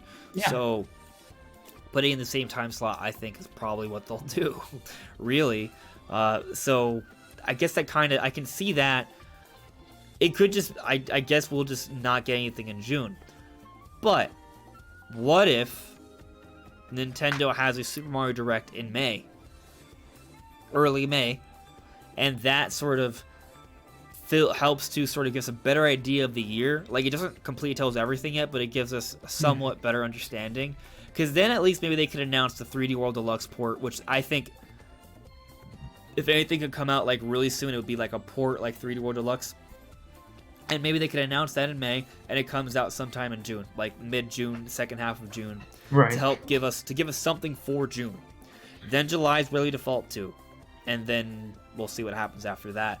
But I think maybe that we could have a Mario Direct in May. That's what I'm sort of thinking, but I could also see Nintendo just waiting until summertime and just skipping June and not having anything come out then. Yeah, I could see that. Ooh. That would be rough, though, not having anything in June. That's happened for a while. Because, like, spring, obviously, pretty much every year, there's, like, 1 month in the springtime where there's not really anything. That's pretty normal. But for June, that's been a bit since we haven't had anything. Like, didn't we get Mario Maker 2 last June? We got Mario Maker. The year before that, I think we got It was June. Mario something else. I wish I could, like, look at the different release dates for all the Nintendo Switch games, like, on one page. Right. Be nice. Maybe I should just make a video, like, of, like, Nintendo Switch, like, release history. Ooh. I have a list, somewhat of a list here. It's not a good one. So we're looking at 2018 summer, right? Well, 2018 summer we had Octopath Traveler, but what came out right before Octopath Traveler? Nintendo Switch games 2018.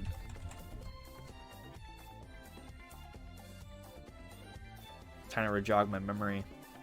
Kirby Star Allies was in March of 2018.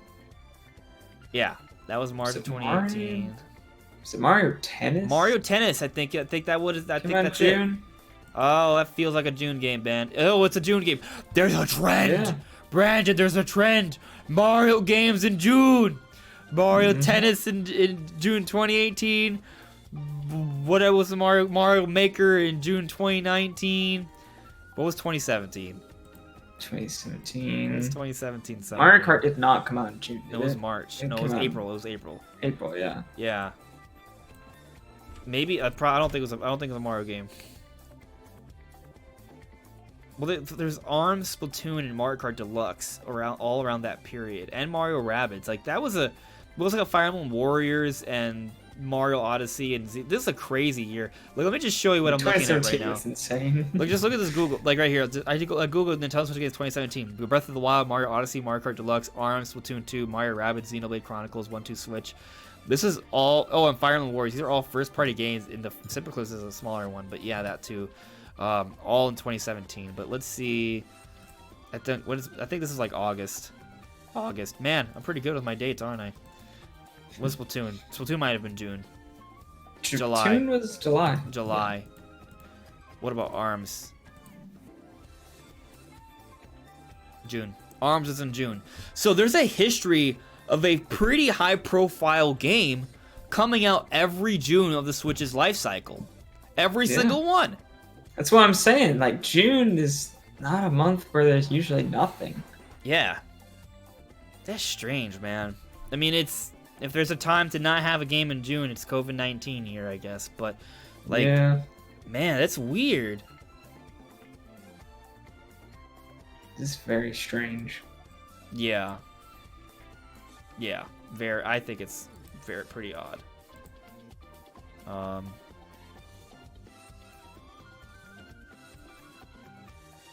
Yeah, and I saw in chat someone say that Splatoon 2 was June. It was July. Right here. Show it. July. ARMS was the June game. But either way, these are big summer games. Like ARMS and then Splatoon for a summer. That's pretty good summer lineup. What are we getting this year? Yeah. Who knows? Maybe not. The board game compilation. There you go. We'll be playing 3D chess. That compilation, though, looked cool. I want it. The what? The compilation, what was it? The 50... Yeah, you want 50 it? game compilation? Yeah. Oh, I thought you were... Of course. I was being sarcastic. No. You really want No. it. You really want I it. want it. Why? I mean, yeah. Because, I don't know. It's kind of like... What's wrong with me for not wanting it, actually? I don't know. It looked cool. It was I'm the negative Nancy here. It even had that, like, tank-like game from Wii Play. 50 Clubhouse games, 50. It was like classes. Wii Play and Wii Sports, and like a bunch of other stuff too. It's only $40. Comes out June 5th. This is a Nintendo published game. It's like, I guess, like, technically, this is the game for June compared to ARMS or Mario Maker 2, Oof. or Mario Tennis Aces. I still want to get that game, but oof. It should. It looks cool. It's not the kind of game that holds up. This is not a high budget game, guys. No. Like, it's cool. It has. But it's just not. It's not Mario Maker 2. It has that game from the Wii U's release. I feel like its sales price right here. Or announcement trailer. But I'm just saying, I think its sales price right here kind of fits my argument. It's not meant to be a full-scale $60 release. No. So, I feel like $40 is still a little bit high, personally. But that just is not what I'm into. Because I like board games. Don't get me wrong, but I play them. I already have them, so I don't really need them. But we can play them online. Oh, you know what I actually started playing online recently? Risk. Yeah, like it's actual Risk, but I play it with my friends from back home. I haven't played Risk in like it's pretty cool. Years. Yeah. Oh, Razor Hydra saying it has sport. It has bowling, so it'll be good. Yeah, it does. Terry Severson added me. I think this year's big Mario game will be Mario Kart 9. Could be. I don't think so. We'll see. But it could be. Oh, I can't see. Joker had a link. I can't see it. I mean, it's not like there aren't any rumors for a Mario Kart game. I just don't feel like it's gonna happen. Yeah, I don't know. Next is added me. If you follow Mario Kart release pattern, we're due for one this year. We've gone one every third year since Mario Kart DS in 2005. But what about the other Mario Kart games before that? Every third year. So Mario Kart DS since 2005. Oh, yeah. You mean like every 3 years is a new Mario Kart game? Okay. Let's look at that. Mario Kart Wikipedia. Let's see. The history of releases for different Mario Kart games. This is pulling it up the Wikipedia here. There's Mario Kart 64. Well, this is not giving me a list. I want like a list. I got one. You do? Oh wait, I found it. There we go, right here. Okay. Like zoom in here so people can see it a little better. So in 1992, Super Mario Kart. There was a Virtual Boy Mario Kart in 95 that was canceled. So 4 years to Mario Kart 64. Then after 64, we had to wait 5 years for Mario Kart Super Circuit. That was the Game Boy Advance one, right? Then 2 years after that, Mario Kart Double Dash. Then 2005, there was the arcade Mario Kart, but I don't want to count that. 2005 Mario Kart DS. So from this point, every 3 years, there's another arcade game that came out in 2007, but 2008 Mario Kart Wii. Okay, so that's 3 years. Then 3 more years Mario Kart 7, 2011. Another Mario Kart arcade game in 2013, but 3 years also was Mario Kart 8. Then 3 years after that was Mario Kart 8 Deluxe, another arcade game, and then the mobile game. We have Mario Kart Tour. Don't need Mario Kart 9. Mario Kart Tour fills the spot. Mario Kart Tour was 2 years later. But what about?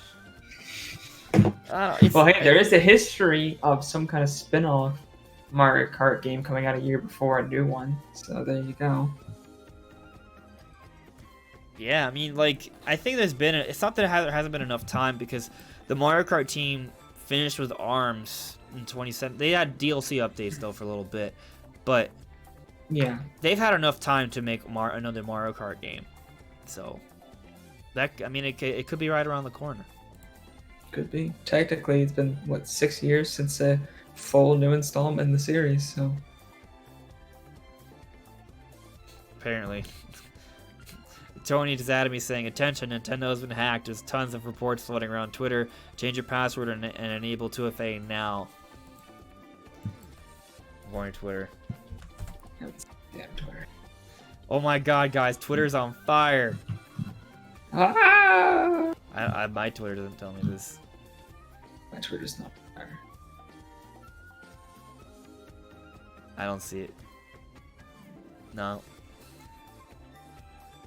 My Twitter doesn't have it. Man, I'm following all the wrong people. No, I don't see it. Do you see anything, Brandon? No. Nope. I don't see it. Definitely be safe with your passwords, guys. That's important. I hate two-factor authentication. That's the worst. Yeah. Especially on Twitch. Oh god, I lost my whole account because I changed numbers. Well, I hate passwords. Lazy James. The thing with Mario Kart is the moment it came to the Switch as a port as opposed to a new game, like it did with Splatoon and Smash, it made it tricky on when to release a new title. Yeah, I mean, that's the thing. It's a unique situation because it's the first time where there isn't 2 different platforms to release Mario Kart. Well, technically there is. There's Mario Kart Tour. There's mobile, and then there's the Switch. So if you want to look at it that way, we got that, maybe that, but we already got Mario Kart 8 Deluxe. We haven't had a situation where there was a existing Mario Kart game like Deluxe and then they make another one. But there's also not like a full-on handheld Mario Kart. The closest thing is Mario Kart Tour, but I feel like Mario Kart Tour isn't really the same thing. So I'm not sure what's going on here. Yeah, the Joker just brought up, which I do find interesting. Mario Kart has only been rumored because Sabby mentioned something about tires, and that's entirely true. People jumped to the conclusion that it was that. I feel like it was a fair assumption because he was talking about something that it would be a big time seller. There's nothing else that Nintendo has involving tires that would be a big time seller. It's not Excite Truck or Excite Bike. F-Zero doesn't have tires, and F-Zero would not sell well like Mario Kart, even close. Wave Race doesn't have tires. What has tires? it's Mario Kart. Like that, I feel like that's Yeah. a pretty safe, logical leap. But I think it's also important to note that it's still rumor. So we don't really... It's Diddy Kong Racing 2. Oh, would that sell well, though? Yes. Okay. Probably. Not as well as Mario Kart No. 9, for sure. Hell no. But it sell well. I Yeah. mean, just look at the Crash remake and stuff. Yeah, hard to say. I feel like we're nearing the end of this discussion, guys. So if there's any sort of final questions or ideas you want to bring up in the chat, by all means, throw it out there. We'll get to it. Is there anything that comes to mind for you, Brandon? Not really. Nope. Yeah, I think we're pretty good. I'm definitely waiting on. I'm definitely intrigued by a Switch Pro still using the Mario chip, though. Mm-hmm. I'm wondering how much NVIDIA's input is in on this as well, and how much Nintendo's paying attention to what NVIDIA's doing. Because as I brought up before, would be like totally a killer feature to have in a Switch. Because DLSS is just great for saving on performance, and having that on a handheld instead of just for like high-end PCs and stuff would be great. So all of a sudden you're running games at 720p, but they look as good as 1080p or higher, and it does anti-aliasing for you, so you don't have to use an anti-aliasing method. So which games Nintendo hates to do anyway. Yeah, Nintendo hates that for sure. Yeah. And it looks because a lot of the anti-aliasing kind of especially at low resolutions like the Switch has, it makes things blurrier, but DLSS actually makes things sharper, so it's actually much less blurry than other anti-aliasings are. So your games will be less blurry, they'll look like higher resolutions even though they're not, and it would just claw back a lot of performance for instead of having to build a whole bunch of new hardware. But yeah, I'm always interested in new hardware for Nintendo systems, especially because of how low spec they are.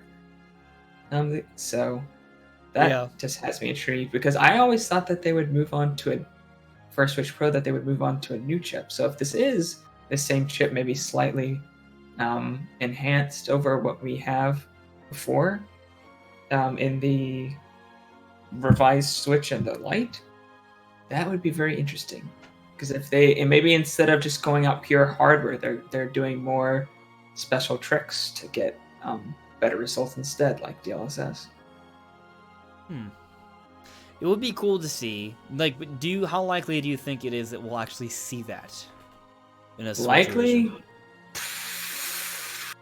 I mean, it's not out of the question for sure.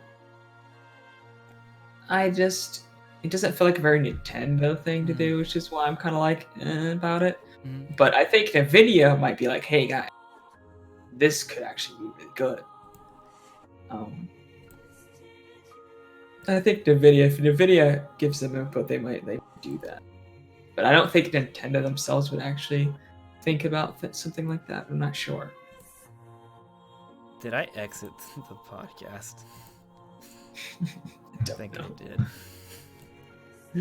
I can't find my chat. Oh no, it's here. I'm just kidding. We're good, guys. I got some ads. Terry Siverson. I think the reason why Mario Kart 8 was ported to the Switch is most likely because the Mario Kart team was working on ARMS at the time. Probably. Okay. But they did do it. So, were you suggesting that maybe they would have just made a new Mario Kart instead? I mean, I can kind of see that, but they just brought Mario Kart 8 Deluxe, and it was pretty good. Nexus. I think the lack of dedicated handheld means we'll get 2 Mario Karts on Switch. Okay. I just think it wouldn't even be 2 Mario Karts, just because one of them's a port, an enhanced port. It's not its own distinct Mario Kart, because usually we get 2 distinct Mario Kart games in a generation. This would just be just one, and then an enhanced version. I would kind of down. like it if they call it like Super Mario Kart Switch, and just have some sort of weird switching mechanic. Sounds like Double Dash. Yeah, Double Dash, or at least being able to switch your items, or maybe hit switches that change them to track throughout the. Be cool. Yeah, something like that would be neat. The Joker. How about a new Donkey Kong game for this year that we haven't heard about? It's been too long. I want a 3D Donkey Kong in the Odyssey engine. Yes. I've talked about this before. Imagine Tarzan meets Super Mario Odyssey, but with Donkey Kong. Yes, please. That's what I want. I think it would be really cool. Oh, yeah. Nexus added me. I'm pretty sure two Tegras can work together to improve resolution and frame rate, so a dock with the same chip in it as a handheld can improve docked resolution. What if that's what it would? What if both the unreleased like preliminary reports for firmware update? It's like two different switches and they're gonna both work in unison. Because one of them supposedly listed as C as console. Some people have thought that they're suggesting that it'll be a docked only switch. What if there's a dock switch that it's just a dock, but you have the other switch that plugs into it or something? I don't know. I mean, they could do that. I don't know how that works, but I mean, on PCs you can link two GPUs together to work.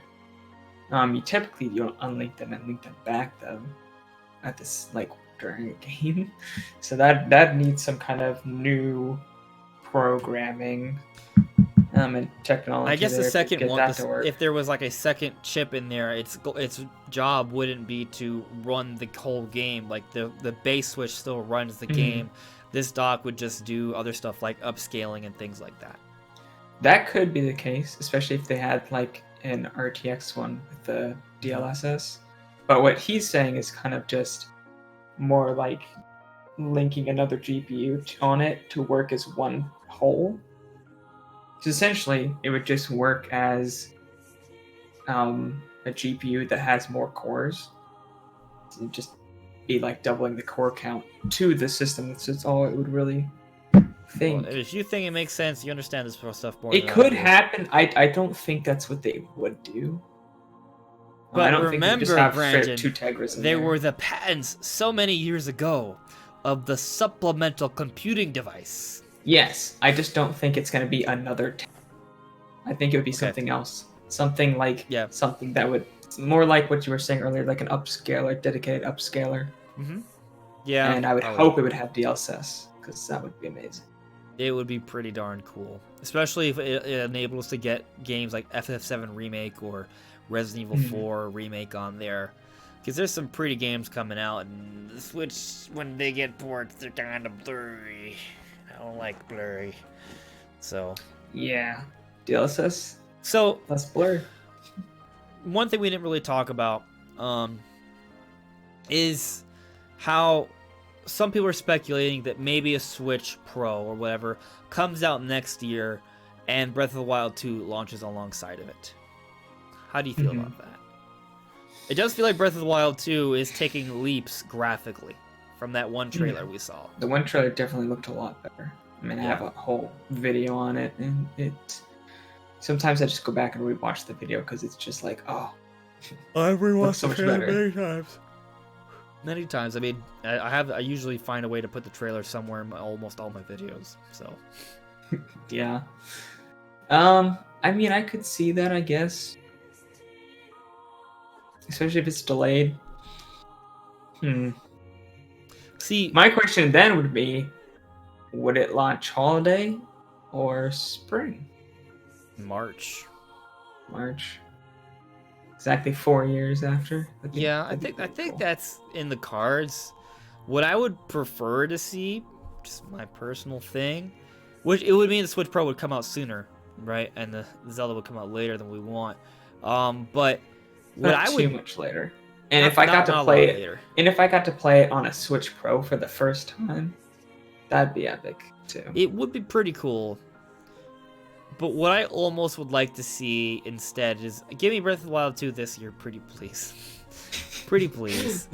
And then next year, it comes out a little bit later in the year, but it comes out alongside. Where's my drum roll? Metroid Prime 4. That would be epic. Because Metroid Prime 4, I feel like, is also a kind of game that'll be, if there's any going to be some sort of incredible graphical showcase for the Switch, maybe Metroid Prime 4. Besides Breath of the Wild 2. Mario Odyssey 2 could also come out next year. Show it off pretty well. Yeah, at the same time, like, even if Breath of the Wild 2 does come out, like, this year, they could still have DLC and updates for it. So it'll still be a big game all throughout 2021. And that game could still look and run a lot better on the Switch Pro. And they could still push that as something that will look better on there. It'll be a big part of their marketing for that. If that is an angle that Nintendo's going for with this Switch revision. Or if there's like a VR mode. There's a VR mode from basic Breath of the Wild, and if this is a VR-capable device, heck, actually, now on that note, this might even strengthen my Metroid Prime 4 argument, because Metroid Prime 4 is, like, the ideal game to have in VR. So if Nintendo could somehow come out with, like, a legit VR system, Switch, and Prime 4 launched alongside of it, dude. There's other games on the Switch that could have VR support. Doom has a VR version. Skyrim has a VR version. Yeah. Those are available on the Switch yet. Yeah. And I'm telling you, if it was a VR system, I've been actually wanting to buy a VR system for PC as well. The Half-Life Alyx thing is very interesting to me. I don't like the movement in it. I think it looks so stupid. Just being real with you. But it still looks pretty fun. Like, you have to kind of scan your movement for it to work well. Like, you kind of click where you go. It's like, click forward, click forward. It depends on what... Well, you can just have it to where it's just on a joystick and you just move around. But every stream, you may be right, and maybe that would be fine. But I've seen everyone who streamed it does the click thing, and I'm just like, why are you doing this? Every single one I've seen. The people I watched actually just used the normal movement. The continuous movement. Who would I watch? I don't know why. Why would you do that? I watched PewDiePie. Maybe they get sick easily. I think that's what it is. I think I heard that through that method, there's less like motion sickness. You can just use normal movement. I hate that clicking thing. It just doesn't feel right to me. I don't like that. But if it causes motion sickness, I kind of get it. It would be really cool if Nintendo finds a way to make that not be motion sickness. I think they sort of did a little bit with Labo. With Labo, like, there was like a tangibleness to it in the real world, you know? Because you have to hold and grab onto something. So maybe. Yeah. I see Kazoo is in the chat. Hello there, the Yellow Kazoo. How you doing? Nexus Anime. Breath of the Wild with the OG Switch. Link's Awakening with Light. Breath of the Wild 2 with the new hardware next year. Stop. This makes sense. Honestly, just don't do it to me. If I was told that I had to choose between playing Breath of the Wild this year, but on the normal Switch, or waiting like 3 or 4 months to play it on the new Switch, I'd pick 3 or 4 months to play it on the Switch Pro, to be honest. I can wait.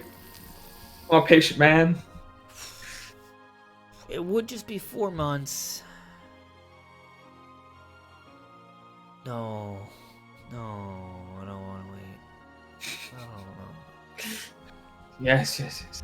No, what do I play in November then? I don't know. It won't be Metroid Prime 4. It won't be Super Mario Odyssey 2. It won't be Xenoblade Chronicles 3. It won't be there won't be Breath of the Wild 2. Like, I'll just play. Just go buy an Xbox Series X or PS5. There you go. That's not what Nintendo wants. Yeah, what? Why? Sure. I just don't want it to happen. I want Zelda now. Yeah. I get it when it's I ready. want Zelda in the Switch Pro now. Just barge over to town and tell you want it now. Yeah. Start a rally. Control Alt Dan. It's risky, but I am confident we will get a Metroid title on Switch this year. I think we are getting a Metroid title this year. It's either going to be Prime Trilogy or a 2D Metroid. Maybe both, but I think just one of them. Yeah. The Might of 4. My first time joining your live stream. Hello there. The Joker. You'll play Mario. I'll play Mario, but it's just going to be old Mario games. I want a new Mario game. I want a new shiny Mario. I want a new shiny Mario game. So, obviously, it just kind of depends on what Nintendo can pull off this year. So, I don't know. Let me see what's going on. Apparently got some messages. Oh, the Joker's opinion. I can't see anything. Why can't I see anything? Maybe it's my Wi-Fi connection? No, I don't... No, I don't see anything. Yeah, let's see here. Oh, Rizza Hydra, you have to leave now. I'm just kidding. No, that's cool. You don't have to like playing Breath of the Wild. No, not everyone has to agree with my opinion. Control Alt Dan. I'm confident for Prime Trilogy. Prime 4 ain't happening this year. Metroid 5 maybe. Prime 4 is not happening this year. That's just a pipe dream. A pipe dream that I would love. But yeah, I don't think that's happening this year. No. Yeah, well, I think we've pretty much reached the natural conclusion for the podcast. I don't know what would be the big holiday game if it isn't Zelda or Mario Kart. I think one of those two kinda should be it. Like, if Metroid's not on the cards, if Mario's not on the cards, if Pokemon's not on the cards, Smash is not on the cards, like, Xenoblade's not it either. I don't see Bayonetta 3 being Nintendo's big dedicated holiday game. I see that as maybe like a second option, but not like the holiday game. So I don't know. I don't think Paper Mario can take that role either, to be honest with you. No. That feels more like a Link's Awakening or Astral Chain kind of game. Yeah. In terms of like audience it hits. Like it can still do really well, still very well be a very good game, but it's not like Nintendo's big release for the year. And a Mario Remaster collection, assuming it's just the games with just like slightly better resolutions and maybe cleaned up textures, that's not it either. You know? It's not gonna be 3D World Deluxe. That's for sure. So That's for damn sure. I don't know. Maybe it's just Breath of the Wild 2. Maybe that's it. And then there's nothing there. That's the answer. It is Breath of the Wild 2. Or dream scenario. It's Breath of the Wild 2 and Kimishima's the current president, right? Anyways, no. No. Shuntoru Furukawa. I keep getting them mixed up. Tatsuki Kimishima was the interim president after. Okay. Yeah. Then now we have Shuntoru Furukawa. Yeah. Furukawa lied, and the Switch Pro is coming out this year, along with Zelda. That's the dream scenario. That'd be great. Yeah, it's not happening. That's not happening. I don't think so. Riza Hydra, Metroid 5 is this year according to the current rumor scene. Yeah, that's what I'm thinking as well. Mida 4, I feel that the new Zelda game won't come out this year because it's Mario's big year for 2020. I honestly don't think it's Mario's big year. I think there might be it. Maybe this collection happens, and I don't. So, I don't think anniversary means that that your game has to be the big holiday game for. They barely ever do anything for anniversary. I mean, there was a Skyward Sword 25th anniversary, but I don't think Skyward Sword came out later or earlier for the 25th anniversary. I think they just timed up the marketing for that. My thing is that the rumor right now is the Mario remasters, so Galaxy Sunshine and 64. I'm assuming it's a collection, but it might not be, but I'm assuming it is one package. 3D World Deluxe, which is a port of an old game, and Paper Mario, which, as we discussed, would probably be a pretty good game, but it wouldn't be like the big holiday game. Right. Then the only other option is the rumored Mario Kart, I guess. And because I don't think they would, there's no way they release 2 different 3D Mario games and then release Odyssey 2. Like, no. No. And then even if it's Mario Kart, that's a lot of Mario for what we're assuming is a 6-month window. Because we already know we don't have anything slated for June at this point. Maybe there's a Mario Direct in May and they announce something for June. That's possible. But even if it's June, June to December is a 7-month window. To shove in the 3 Mario games, maybe more in there. If you put in 4, I feel like that's a lot. That's a lot. Yeah. That's at least a 1 Mario every other month. I think there needs to be a little bit more variety, even if it is a 35th anniversary. But, you know, I guess it all depends on what Nintendo's doing. Yeah. It'd just be weird for them to put so much attention on the anniversary. I would love it if Mario Odyssey 2 came out this year. That would be amazing. Mario Odyssey is one of my favorite games. So if Mario Odyssey 2 came out, I would be super stoked. That would I'd freak out. That would help my disappointment if Breath of the Wild 2 didn't come out this year, because it's another big game that I would love about as much. So yeah, I would be okay with that, but I think if we're already going to get the remasters for the 3D Mario games, and we're going to get a port of another 3D Mario game in 3D World Deluxe, and we're going to get Paper Mario, and then maybe Mario Kart, I don't think it's the time for Mario Odyssey 2. So yeah, that'd be ridiculous. That'd be way too much. It'd be amazing. If it did, yeah, it'd be amazing. But it'd also be like, yeah, I don't. It kind of hurts the brand when you release so many games so quickly. People get really tired of it. Classy Lad's under the impression that the Mario remasters is a hoax. It was not an April Fool's joke. This was a report corroborated by several different sources, including VentureBeat, Eurogamer, and Video Games Chronicle, and it was not on April 1st. I'm gonna show you. Video Games Chronicle.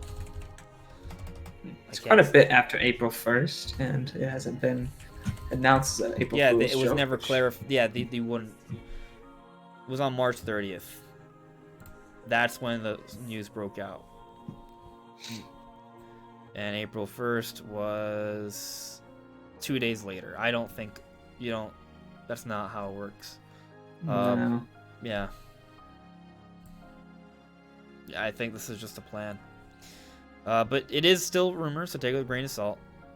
But I don't think it was a planned hoax. Yeah. Yeah, the Might of 4. The rumor is coming from several credible sources. So it's probably...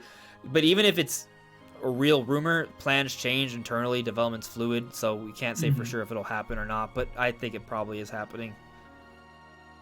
But yeah, I think we're pretty much near we've been at the end of discussion for a little bit. Yeah. Anyways, guys, thank you so much for watching. Make sure to leave a like. Make sure to check out Brandon's channel. It's linked in the description below. Got anything you want to share, Brandon?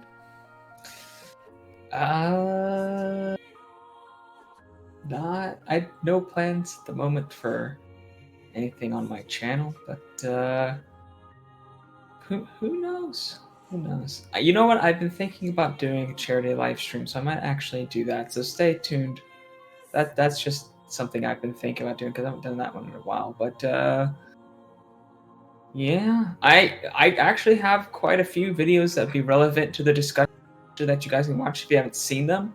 I've talked about DLSS and VRS being in the Switch via a RTX chip and a dock. I've talked about that. We talked about that today.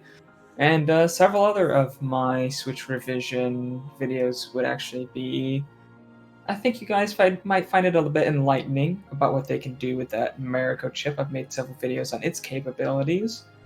So yeah, Yeah, there's quite a few videos on my channel that are relevant to this topic. So maybe you should make another video just talking about your sort of perspective on this.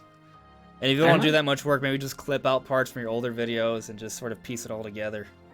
I might do that. Who knows? Yeah, but yeah, guys, all of that information is on Brennan's channel. He knows a little bit more about tech than I do, so definitely check it out. It's over there. But yeah, I hope Breath of the Wild 2 comes out this year, and I think Future Connected, the epilogue story in Definitive Edition, could be hinting at Xenoblade Chronicles 3. So, God, that'd be such hype. I'm so excited for that new base story. It's gonna be epic. It's gonna be so epic. That is something I'm very excited about. So I've got the deluxe or the what are they called, the Works edition coming. It's got that art book, that nice box. So it's gonna be great. Yeah. And before we go, I just want to let you guys know, because I did change the benefits on Patreon now. So if you want us to have like a dedicated topic that you want to suggest, where I'll do some research beforehand, we'll shout out your social media, whatever channel you want people to check out.